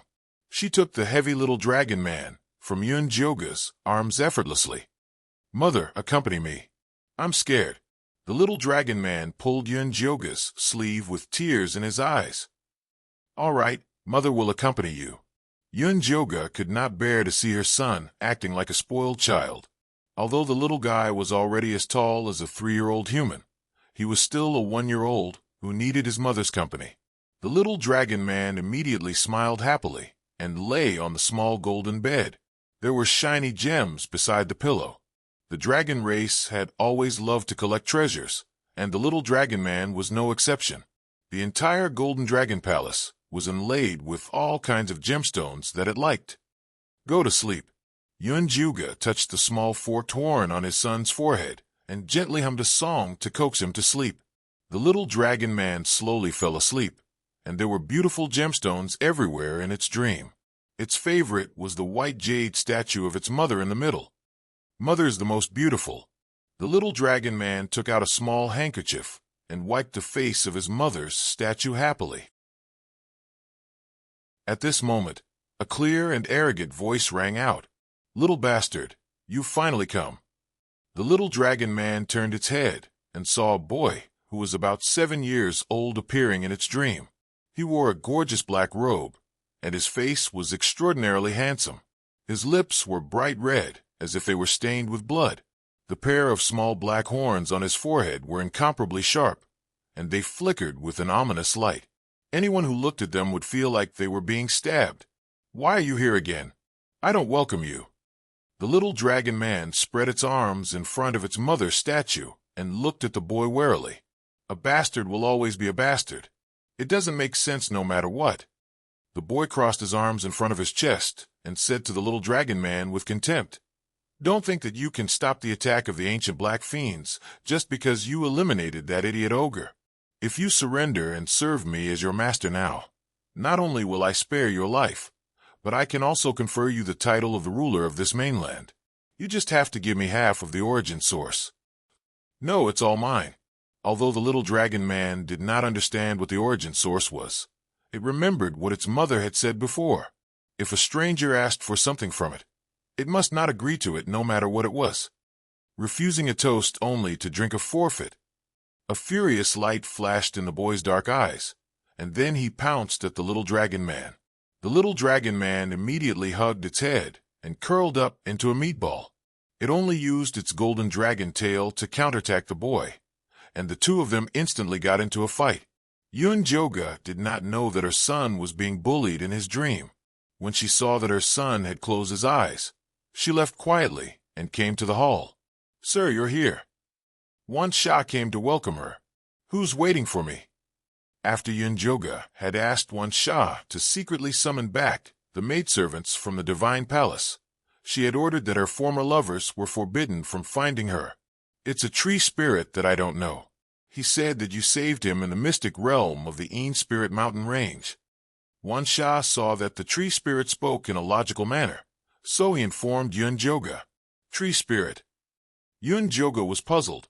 When did she help a tree spirit? When she saw the handsome man with green hair and green eyes standing in the hall, she remembered that she had helped a human-faced Peach King tree before. "Lady Goddess."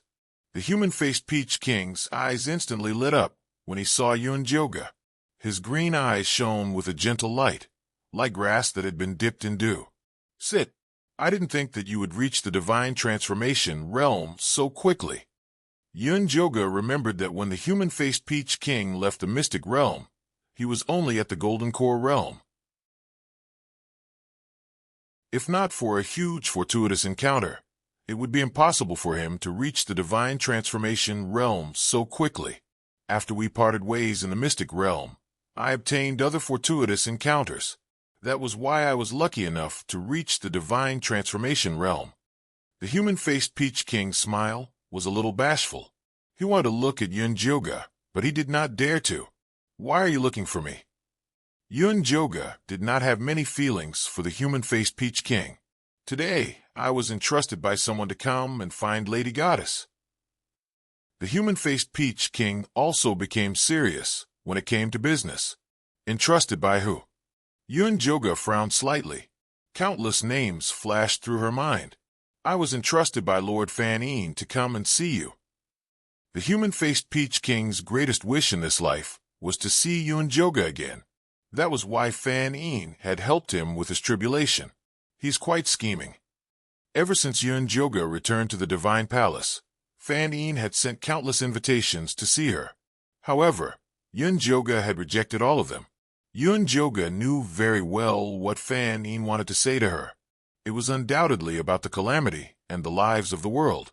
However, she had already said that she did not want to care about it, so she did not want to see him. The human-faced Peach King gathered his courage and said, "Lady Goddess, Lord Fan asked me to help you pass on a message. He said that he did not want to see you to talk about the calamity and the lives of the world. Instead, he really misses you. He hopes that you can give him a chance to see you." Joga stood up and said, "Go back and tell him that if I want to see him, I will naturally go and find him. Wan Sha, see him off." Yes, Wan Sha walked in front of the human-faced Peach King and was about to take him away. At this time, the human-faced Peach King suddenly gathered his courage and asked Joga another question. "Lady Goddess, I heard that you are looking for a male pet. I wonder if I have the chance to fight for it."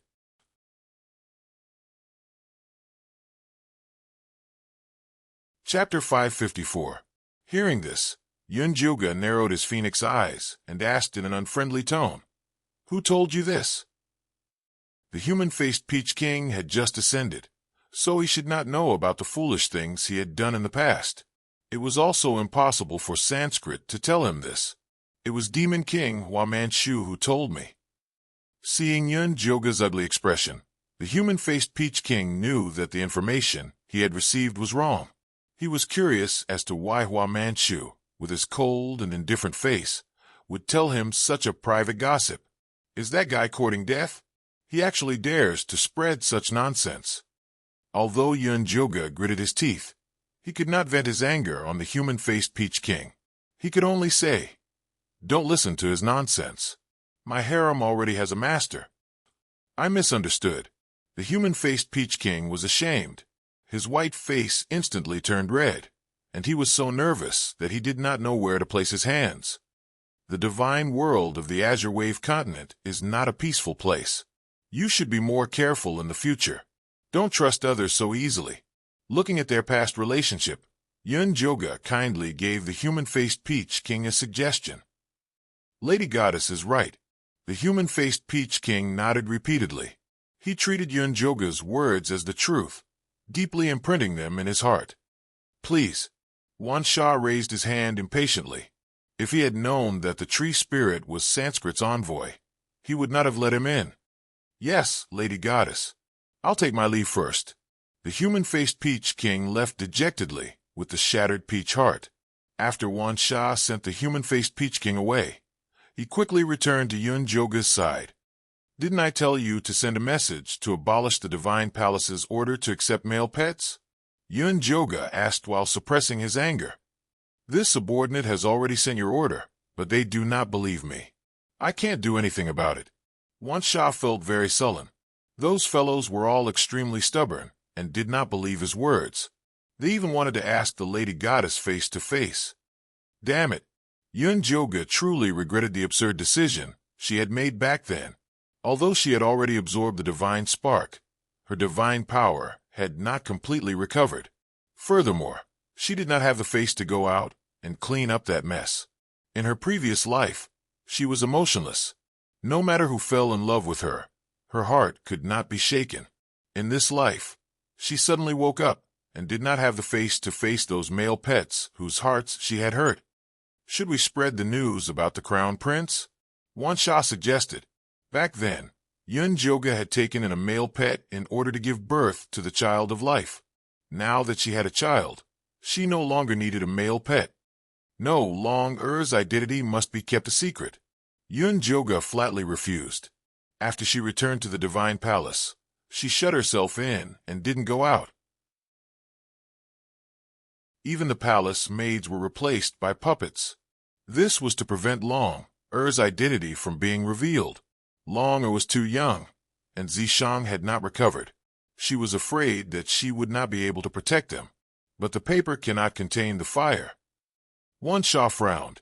Ever since Yun Joga had been reincarnated and sealed off the Divine Palace, the power of the Divine Palace had been far from what it used to be. Although he had brought back 500 demons to protect him, it was difficult to stop those people from tracking him down. Let's talk about it when the time comes. Zishang needed time to recover, and she also needed time to recuperate. If she hid it now and didn't let others see through her, it would save her a lot of trouble. Fine. What do you plan to do with the Fairy Empress?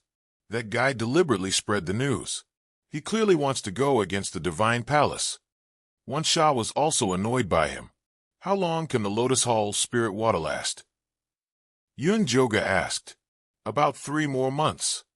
The spirit water was a tribute from the previous flower fairies. Zishang had almost used up all of it. If she wanted to continue, she would have to find the flower fairies. But everything about the flower fairies was under the Fairy Empress' control. Make the arrangements. I will go to the fairy forest to find Hua Manchu tonight. Yun Joga sighed heavily. The flower spirit dew was necessary for Zishang's recovery. She had to see the Fairy Empress. Do you want me to go with you? Wan Sha was worried that Hua Manchu would mess around. No, you stay and look after the Divine Palace. Yun Joga shook her head. The only person she could trust now was Wan Sha. Then what about the little prince? It will take at least 2 days to go from the Divine Palace to the fairy forest. We can't coax him. Wan Sha had experienced the little prince's loud voice. This child was too attached to his mother. If he didn't see his mother when he woke up, he would cry his heart out. When the time comes, I will give him 3 days of peace. Yun Joga made up her mind. Usually, newborn dragons spent their puberty in sleep, but her son did the opposite. He did not like to sleep at all. Every time, she had to coax him to sleep. It was not good for his body. She usually spoiled him and could not bear to scold him. This time, she would take the opportunity to let him have a good rest. Okay, then I will prepare the carriage now. Wan Sha bowed and retreated. Yun Joga sat in the main hall for a while, then walked towards the Golden Dragon Palace. Ching was preparing to boil the spirit dew for the little master to drink. When she saw Joga coming in, she quickly bowed.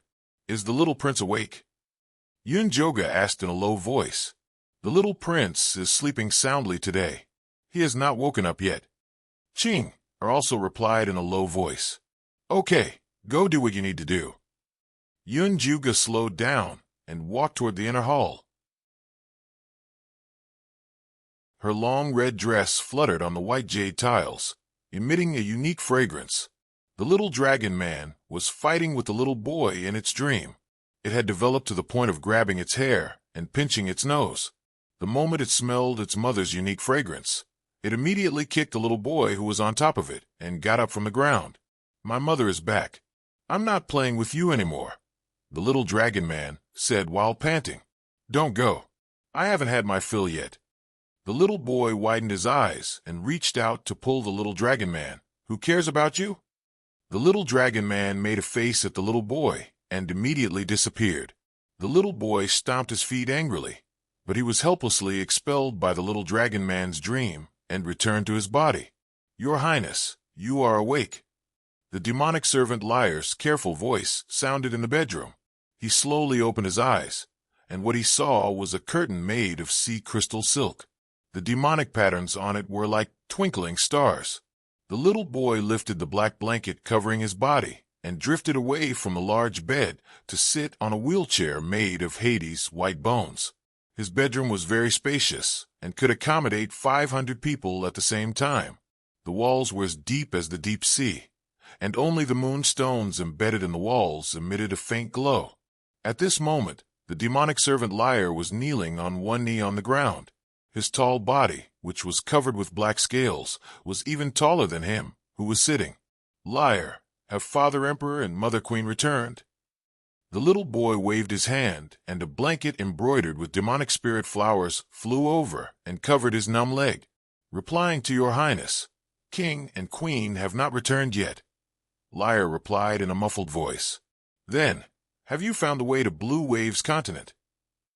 The little boy used his hand to push the white bone wheelchair to the front of Liar.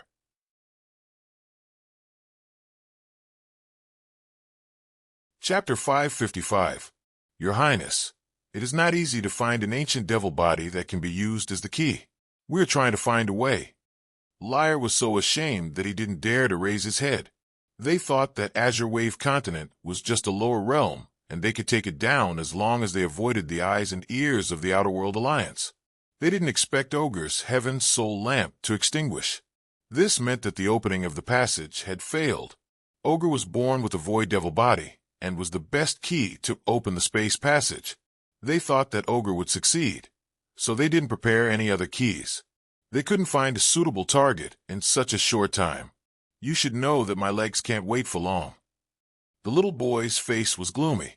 The black horn on his head was flashing with terrifying light. "Your Highness, don't worry. We're already looking. We should have news soon." Liar's cold sweat dripped down. This crown prince became more and more violent after his legs were cursed and lost their vitality. He often killed people. "Get lost," the little boy ordered coldly. Liar immediately bowed and left as if he came back to life. In the blink of an eye, only the little boy was left in the empty hall. His gaze swept across the various toys in the hall and finally returned to the big bed. "Forget it. I will go to that little guy's dream to play with him." The little boy muttered to himself. As the only inheritor of the ancient devil race, his status was extremely noble. No other devil dared to be impudent in front of him.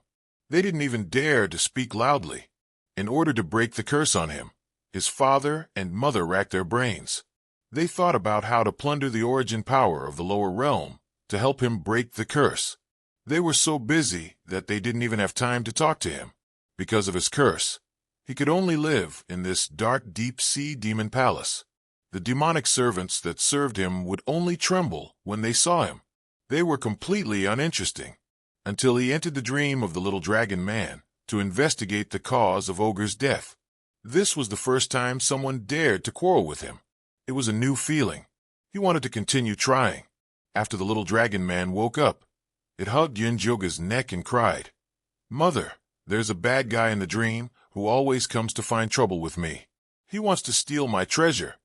"What does the bad guy look like?" Yunjoga asked while gesturing to Ching, to bring over the spirit milk. "It's black. The horns on its head are also black." The little dragon man touched its golden forked horns and said rather proudly, "Not as pretty as baby. Then it must be jealous of our baby's pretty little horn, so it came to bully you.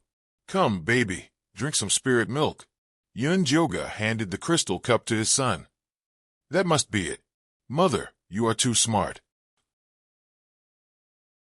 The little dragon man happily hugged the big cup and gulped down a big mouthful of milk, leaving a circle of white milk foam on its little mouth. "His horns are ugly. You can't make fun of him. Try to be good friends with him next time."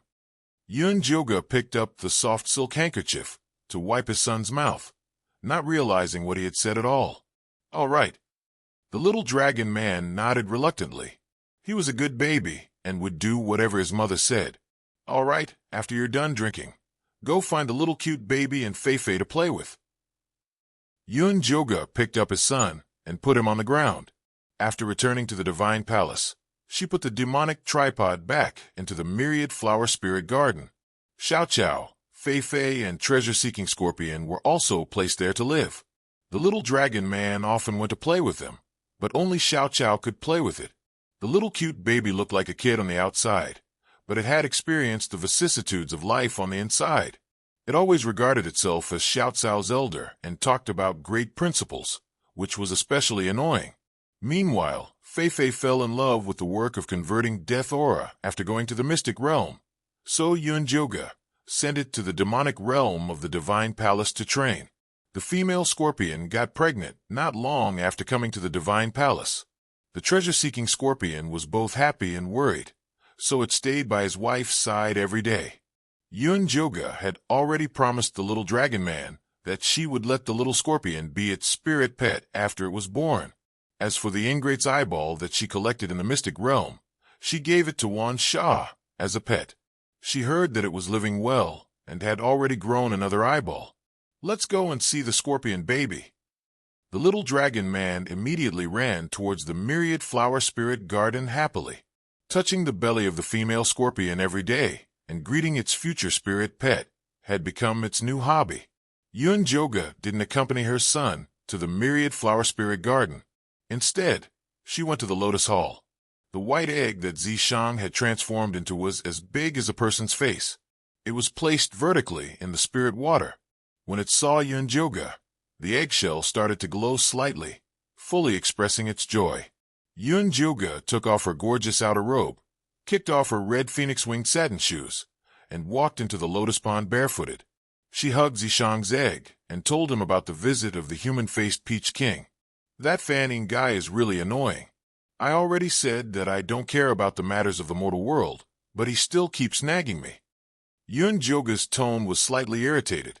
She had already done enough. The rest could only be left to the mortal world's cultivators to think of a solution. Zishang's eggshell became a little warmer, as if it was comforting Yunjoga's irritated mood. Yunjoga immediately felt a little better. Then she said, "There's not enough spirit water anymore. I'm going to find that guy Hua Manchu to get some more. If I can get some spirit stones, you can recover faster." Zishang immediately shook its eggshell with force, as if it was strongly objecting. "What are you worried about? There's nothing between me and him." Yunjoga patted Zishang's eggshell, annoyed and amused. Although the fairy king had come to stay in her harem for a few nights, she had only interacted with him. Later, Yunjoga realized that he was not a good breeding partner, so she rejected him. It was just that he was not willing to give up. Zishang still did not agree. Its eggshell flickered, and it was very agitated. "This time, I'm going to explain things clearly to him, so that he will completely give up."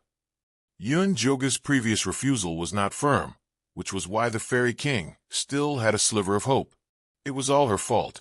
Zishang shook even more violently. "All right, stay here and recuperate. Try to appear as soon as possible. I'll be back in 3 days." Yunjoga got up and left the lotus pond. She had just put on her shoes and outer robe when she heard the sound of the lotus spirit water splashing. She turned her head and saw that Zishang had actually sucked up all the spirit water, then shrunk into a palm-sized white egg and flew towards Yunjoga. "What are you doing?" Yunjoga grabbed him and roared angrily. The spirit water was still enough for 3 months. It was such a waste for Zishang to suck it up all at once. Zishang did not speak. He clung tightly to Yunjoga's palm, expressing his attitude that he would rather die than go with her. "Aren't you looking for a beating if you go out like this?" Yunjoga was helpless. Why did she not realize that Zishang was so jealous before? Zishang ignored her and refused to leave. He would not let his wife meet her former lover alone. "You can come with me, but don't mess around." Yunjoga saw that the lotus pond water had dried up. There was no point in keeping Zishang.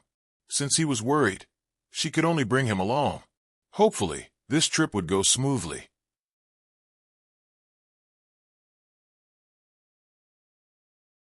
Chapter 556.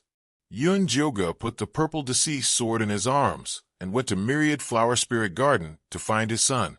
Ever since the little baby experienced the predicament of food shortage in the mystic realm, he consciously planted edible flowers and plants after returning to Myriad Flower Spirit Garden. From afar, one could see green thorny flowers wrapped around the periphery. Sweet fruits dotted it. White dancing spirit flowers that looked like cotton candy fluttered in the air, and a swing made of red willow branches swayed in it. The little dragon man was playing a game of candy ball with Xiao Chao at the moment. A colorful fruit the size of a human head was quickly passed between them, leaving a series of afterimages.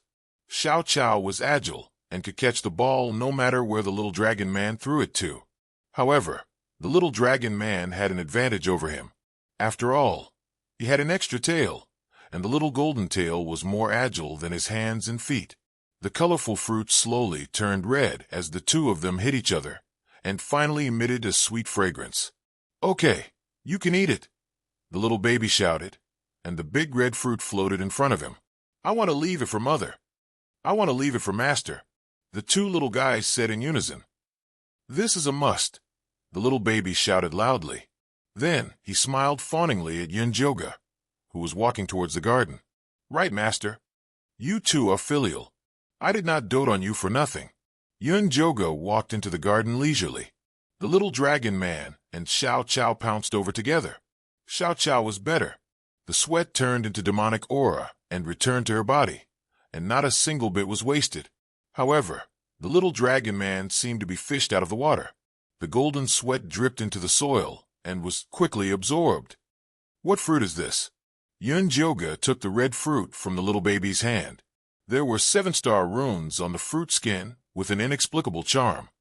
"This is the 7-star fruit. It blooms every 700 years and bears fruit every 700 years. The fruit needs to absorb the purest vitality to ripen. This was planted by the little baby in Myriad Flower Spirit Garden a long time ago. It happened to ripen when he returned this time, so he caught the two little guys to help. How many more 7-star fruits do you have here?" Yunjoga remembered that the fairy empress Hua Manchu once said that the 7-star fruit was helpful to his cultivation technique. He could use this to exchange for the flower spirit water. "Very many." The little adorable child pointed behind him. The clouds and mist dissipated, revealing a straight black tree. 7 black tree trunks grew out evenly. There were no leaves on them, only colorful fruits hanging on them. They shone like small lanterns. There were at least 1,000 of them. "Put up 50 of them," Yunjoga said to the little baby. "You want to give it away." The little cute baby looked surprised. It had always been others who fawned on the divine palace. It had never been the divine palace who used things to fawn on others. "It's not a gift, it's a trade." Yunjoga told her that he wanted to exchange the 7-star fruit with the fairy king for the floral fairy water. "Can't we just let them pay the tribute?" The little cute baby didn't understand. It was their honor that the divine palace wanted to use their things. Not good. Yunjoga glared at the little baby. Things were different now. The power of the divine palace was not as good as it used to be. Sooner or later, It would lead to a disaster. All right. The little cute child curled his lips and waved his hand. 57 star fruits flew over and fell into a basket made of red willow branches. Are we going to trade this too? The little dragon man looked at the red and fragrant fruit reluctantly. It took him and Xiao Chao a lot of effort to make it ripe. Even his mother hadn't tasted it yet. No, we'll eat this ourselves. Yun Joga broke the 7-star fruit. The seed inside was like a condensed ruby, emitting pure energy. The little cute child didn't eat it. The big part was eaten by the little dragon man and Xiao Chao, and some was left for the treasure-seeking scorpion couple. Just bring 10 of them to exchange for it. After Yun Joga ate it, he immediately changed his mind. A fruit full of energy like this could make a mortal cultivator soar into the sky. 5 is enough. The floral fairy water isn't something valuable. The little cute child was more stingy than Yun Joga. The income of the divine palace was too low now, so he had to save money. Okay, 5 it is. Yun Joga put the red willow basket into his mustard space, then picked up the little dragon man and kissed it. Baby, it's time to take a bath and sleep. Xiao Chao, cute child, I'll come and play with you tomorrow. The little dragon man waved to his friends and returned to the Golden Dragon Palace hall with his arms around his mother's neck. Ching prepare the bath. The little prince is going to take a bath later. Yun Joga instructed. Smashing was drenched in sweat, so its scales had to be washed properly. Yes, Ching immediately retreated. Yun Joga accompanied the little dragon man for dinner and took him to the bath. The golden bath was inlaid with 4 diamond-studded dragon heads that could spray water. The bottom of the pool was shining, reflecting the warm water with a golden glow. The little dragon man jumped into the water with a bang, creating a huge splash. Then it swam happily in the pool, having a great time. The purple decease sword rolled out of Yun Joga's pocket and fell into the water, following beside Smashing. Ah, Dan. The little dragon man subconsciously pounced over, wanting to grab Dan and play an egg-tossing game with his mother. Be careful. Yun Joga's heart immediately jumped. She knew very well how much strength Smashing was using. If smashing the purple deceased sword into pieces, then he would have to bear the crime of patricide. Although Smashing had already turned into a white egg, its movements were still extremely agile. It squirmed around in the water, not letting Smashing succeed. The little dragon man was playing crazily. The water splashed everywhere, drenching Yun Joga. All right. Both of you stop. Yun Joga wiped the bath water off his face and was about to jump into the pool to deal with the father and son. However, Smashing formed the word no in the pool and continued to tempt Smashing to chase after him. Yun Joga observed carefully and discovered Smashing's movements in the pool. He discovered that its movements in the pool were extremely rhythmic, and the pool water turned into a lifelike dragon shape. After Smashing chased Smashing a few rounds around the white egg, a beam of golden light suddenly flashed on its forehead and continuously extended downwards. Then, the long-tailed fat dragon man immediately turned into a dragon shape. Its long whiskers fluttered, its scales shone, and its 5 claws were powerful. Previously, Yun Joga had been worried that Smashing did not know how to transform. However, when she asked the Dragon Clan privately, they could not tell what was going on. This was because the Dragon Clan had never produced a golden dragon with divine power. Now that she saw Smashing successfully transforming into a dragon, she finally relaxed. For a milk dragon, maintaining its original form was the most comfortable. When Smashing saw that his son had finally learned how to transform into a dragon, Smashing immediately flew back into Yun Joga's pocket. He was just an egg now, and the running just now was really killing him. Still playing. The little golden dragon wagged its head and tail in the pool water. It was in high spirits and did not feel tired at all. I'm not playing anymore. Hurry and lie down. I'll help you brush your scales. Yun Joga forcefully dragged Smashing to the shore and began to brush his scales.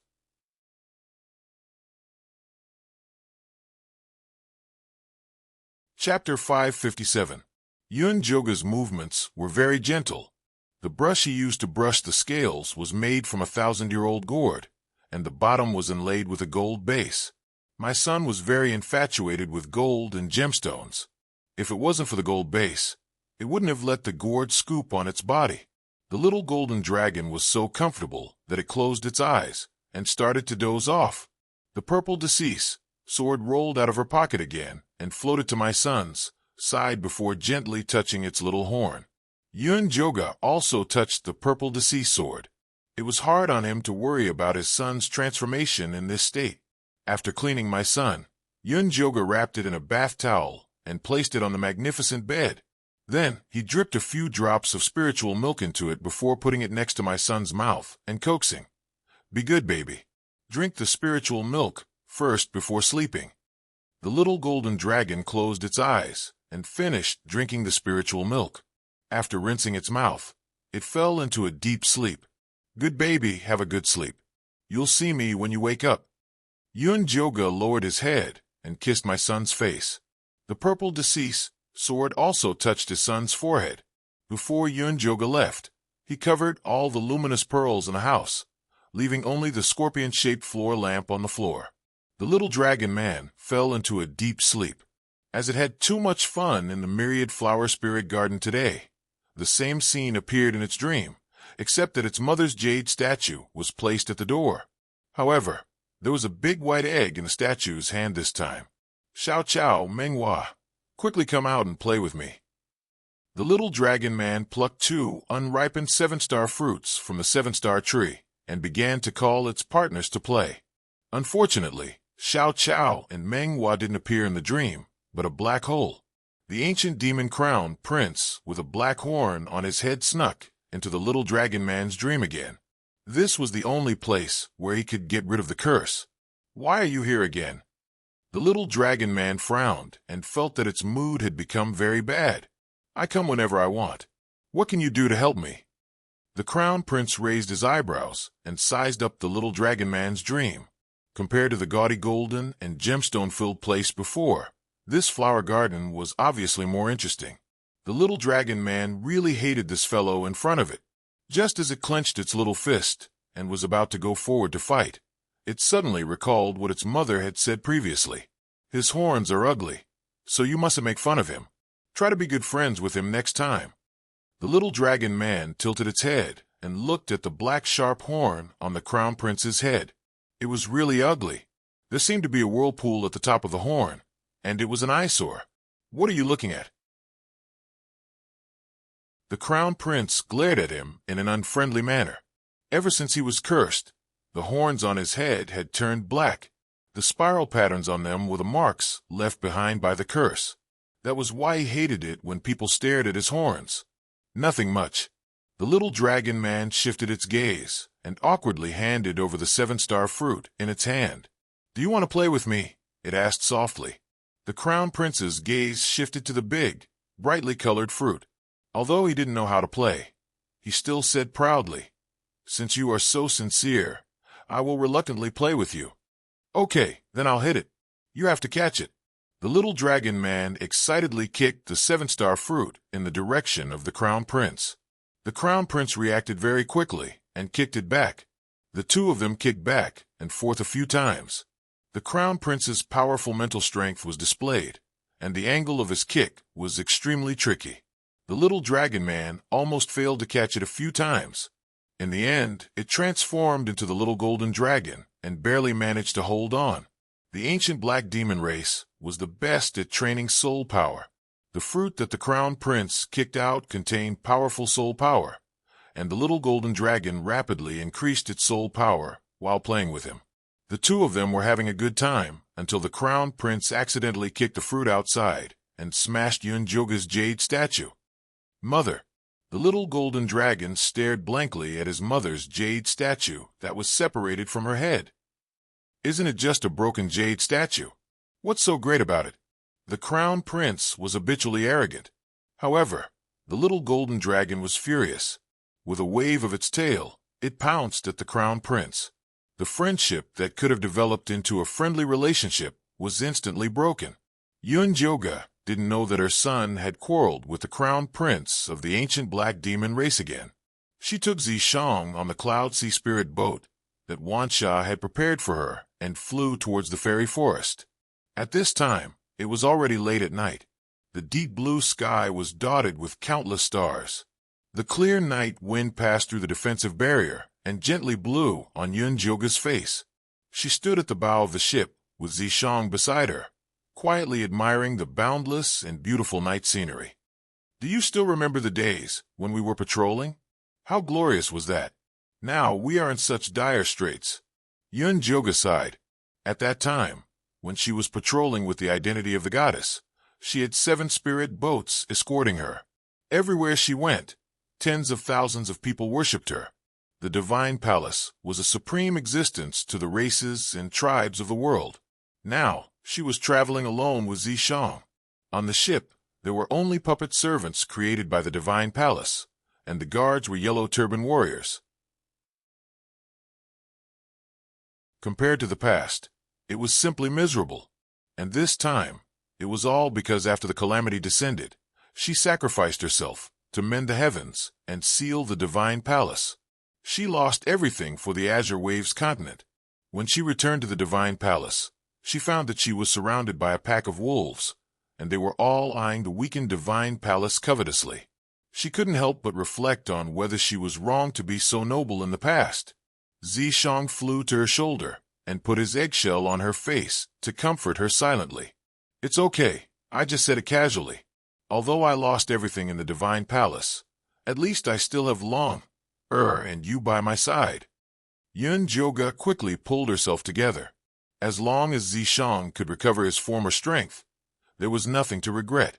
We still have to fly for one night before reaching the Demoness Forest. Let's go and have a good rest first. Yunjoga hugged Zishang in her arms and entered the house to rest. Just as Yunjoga was in a daze, the flying boat stopped abruptly as if it had hit a rock.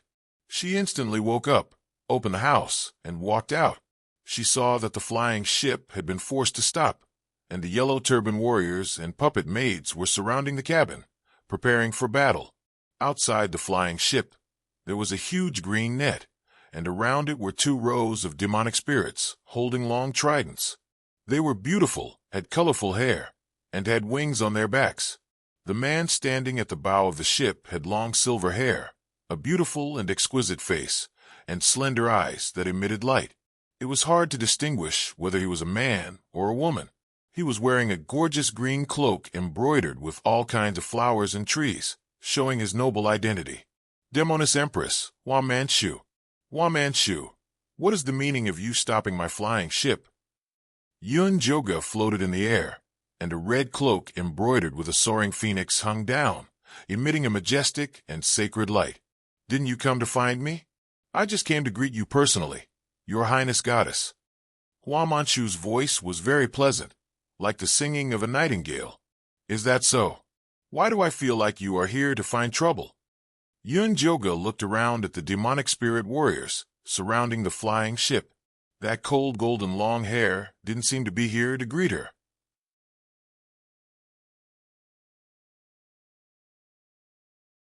Chapter 558. Your Highness, ever since you rejected me, my heart has shattered into countless pieces like a glass flower. It was only when I heard that you were coming to find me that it started beating again. Hua Manchu raised her slender chin and raised her hand to look at the sky. The green cloak behind her fluttered without any wind, and the shadows of flowers bloomed one after another. All that was left was to float out pink bubbles. Then let it continue to shatter. Yunjoga said expressionlessly, You're good at everything, but you're a little out of your mind. That's why you were kicked out of the harem back then.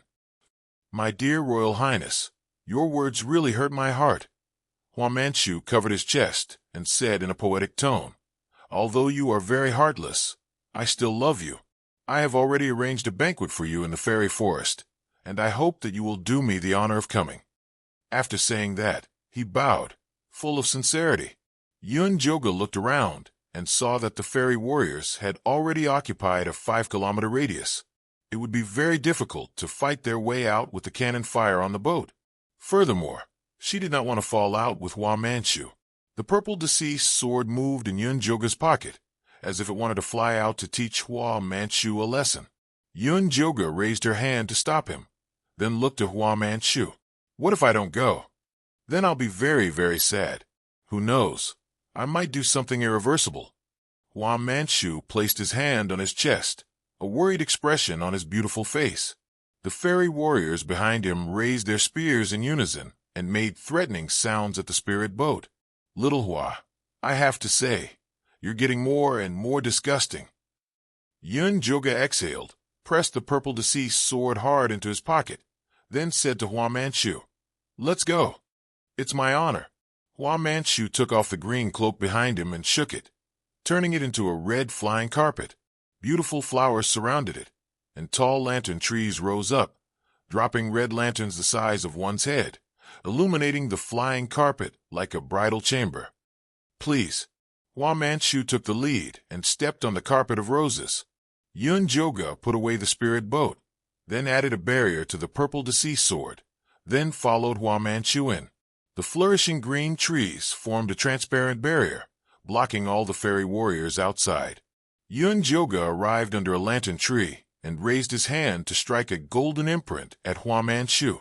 The flower-shaped mark quickly burrowed into Hua Manchu's forehead. He shivered and slowly opened his eyes. A flower-shaped light flashed faintly in his pupils before disappearing. No one knew that Hua Manchu, the fairy king, was her servant who had signed a soul contract. He had entered the harem to complete the contract. It's been 2,000 years. I've finally got my body back. Hua Manchu's tone and expression had become sharp, a stark contrast to his previous seductive demeanor. Don't make it sound like you've been obediently staying in the seal. Yun Joga glanced at him and said, Tell me, what's going on? Who sent you to capture me? No one asked me to capture you. I came here on my own. Hua Manchu waved his hand, and a set of white jade tables and chairs appeared under the lantern tree. After sitting down, he waved at Yun Joga. I don't have time to talk nonsense with you. If you don't make it clear, believe it or not, I'll beat you up. Yun Joga crossed his arms over his chest and looked at Hua Manchu unkindly. You're still as bad-tempered as before. I thought you'd change a little after reincarnating twice. Hua Manchu took out a blue and white porcelain tea set and poured himself a cup of fragrant tea before saying, Someone is spreading rumors that after you and Zishan gave birth to the child of life, your divine spark is unstable. As long as you're killed, you'll be able to obtain the divine spark. Now, all the major forces are eyeing you covetously. Who's spreading this rumor? Yun Joga frowned. There were many people who wanted to become gods. This rumor was too vicious. They said it's Wan Sha. Hua Manchu took a sip of tea. Impossible. Yun Joga shook his head. She had left a divine sense imprint on Wan Sha. If he dared to betray her, he would immediately turn into ashes. I know it's not him, but everyone is spreading this rumor. It should be the mastermind behind the scenes trying to sow discord between you two. Hua Manchu certainly knew that it was not Wan Sha. That guy did not have such a brain. Other than here, where else received this news? Yun Joga asked. He had to understand his situation. There are too many. Spirit race, dragon race, devil race, human race, demonic race. Hua Manchu counted with his fingers, with a serious expression. Enough. Yun Joga held his head with a headache. Originally, he thought that everything would be fine after getting rid of Aogo. He didn't expect there to be so many troubles waiting for him. During the period when you sealed the Divine Palace and reincarnated, our Azure Wave domain was not peaceful. I suspect that a dark force wants to replace the existence of the Divine Palace. That's why they deliberately created this catastrophe. Hua Manchu said solemnly, You are saying that someone deliberately leaked the news of the Azure Wave continent to lure the ancient Black Devil race over? Yun Joga gritted his teeth. Who exactly did this? Didn't he know that this would bring about a calamity? It's very possible. Otherwise, we have been fine for thousands of years. Why would there suddenly be an omen of a catastrophe? And this omen even indicated that you have to make up for the birth of a child to avoid it? Hua Manchu raised his slender and exquisite face. This made his refined and beautiful face look a little sarcastic.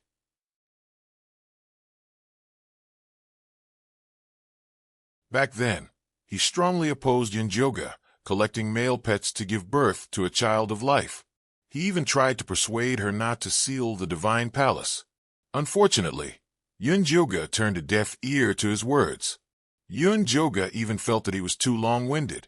She sealed his main soul and let that idiot secondary soul that only knew how to eat, drink, and be the leader.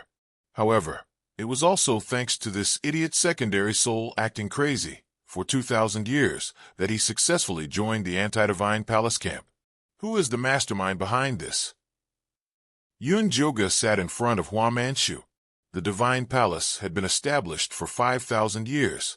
After she became the goddess and arrived at the Cauldron Peak, there were countless enemies. There were too many who wanted to replace the divine palace, but there were only a few who had the ability. I don't know, but we can use the elimination method first. First, our demonic race is not. Hua Manchu put down his teacup and poured a cup of spirit tea for Yunjoga. The demon race isn't either. They don't have such a brain. One Shah said that when he went back to be the patriarch, he didn't find any particularly awesome or rebellious demon race. Yunjoga picked up the cup and took a sip. Those muscular fellows of the demon race are only interested in fighting and killing. It shouldn't be them. Hua Manchu nodded. The demon race wouldn't want to replace the divine palace. They would only rack their brains to build the demon palace. The dragon race can also be eliminated. They only like treasures and have no interest in ruling the continent. Yunjoga thought of her child. Since birth, Dragon Ball had displayed a miserly and greedy personality. Every day, it would think about how to sleep in the treasure. It was too difficult to think of replacing the divine palace to rule the continent.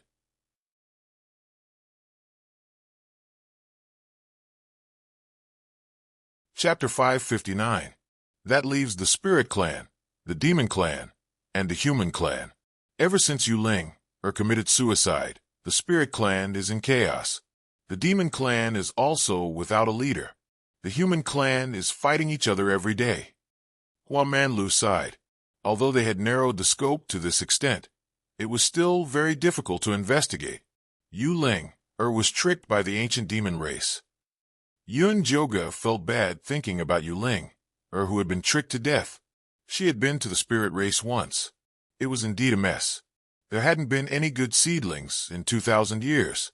Yu Ling's sister, Yu Qing, was from the royal family of the spirit race, but her talent was very poor.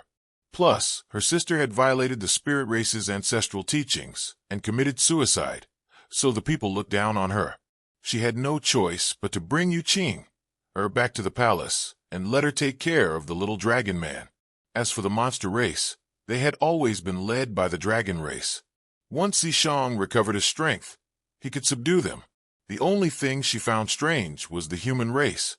Fan Yin's cultivation was high, and she had always been responsible for the world. Why couldn't she settle the world? Right, I heard you and Zishang had the Son of Life. Is that true?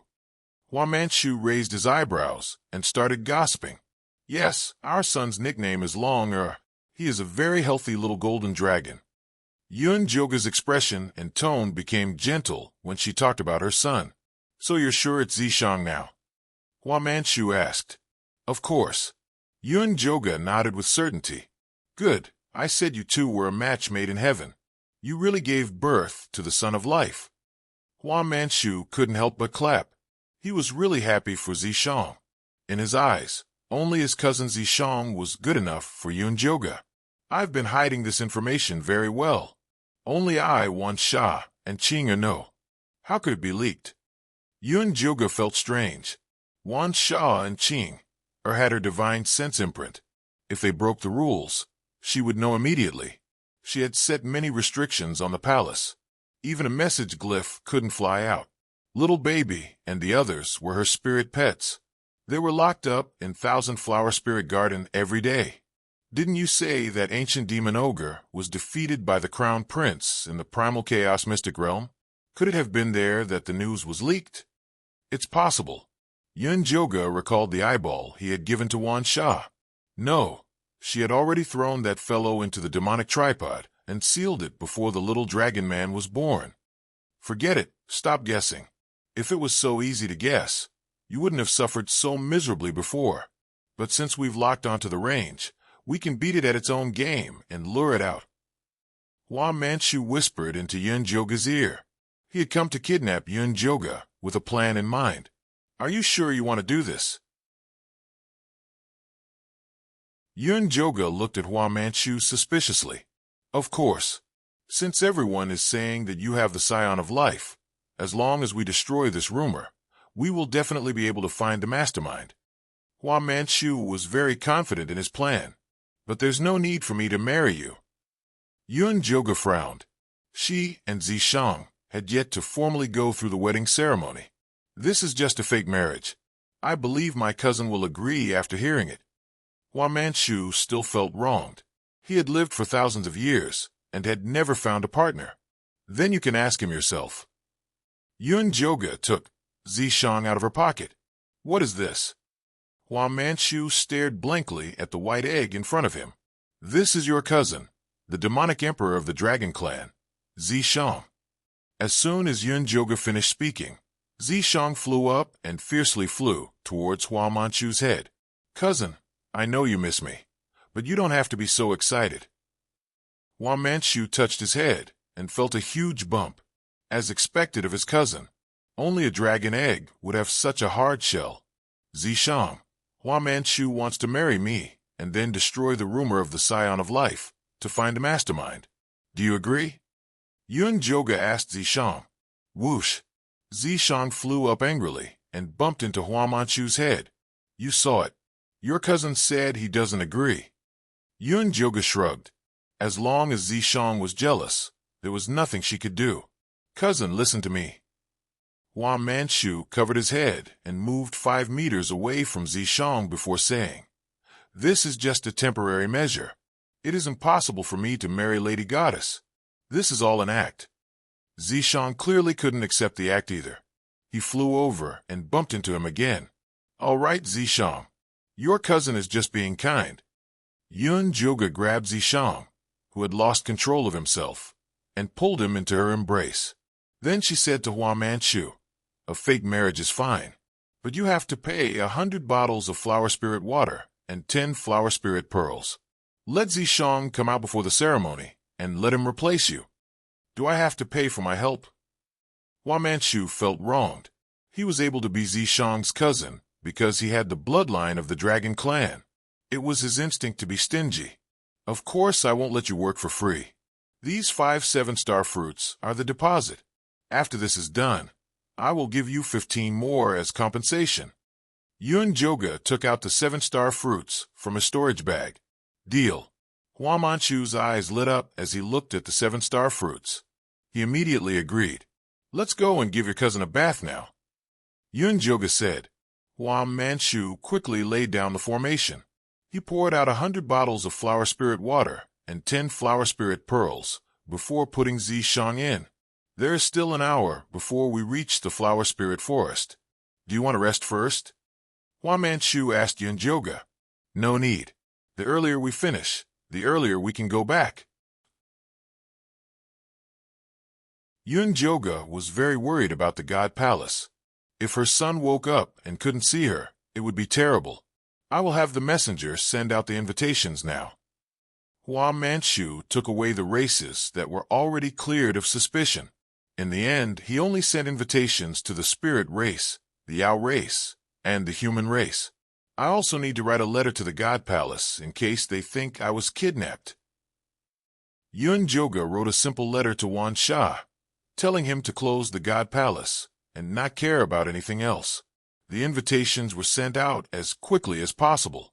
The races that received the invitations were all incomparably shocked. No one thought that the Lady Goddess would come out of seclusion for a year to marry the Yao King Hua Manchu. The reason was to obtain the Son of Life. In the Yao tribe, the white-haired Yao elders called for an emergency meeting to discuss the truth of the matter. Didn't the Lady Goddess and Emperor Zishang successfully give birth to the Son of Life? Where did this Yao King come from? Who knows?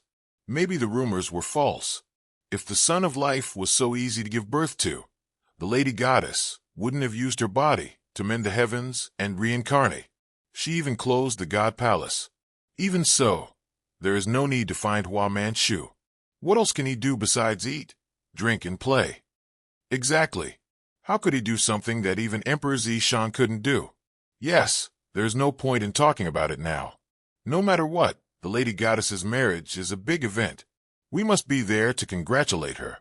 I hope the Lady Goddess doesn't come down. That way, the Yao race will still have a chance. The same conversation spread among the various races. Everyone said they would be there to support, and then wait to see Hua Manchu get thrown away by the Lady Goddess.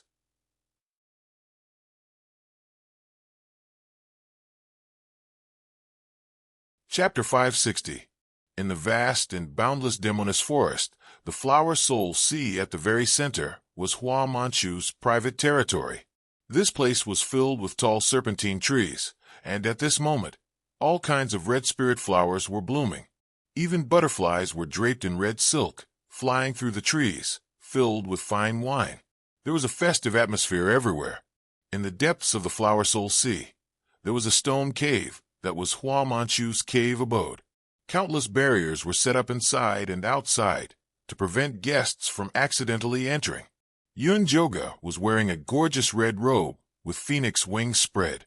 She was lying in the cave abode spirit pool, chatting with the purple deceased sword.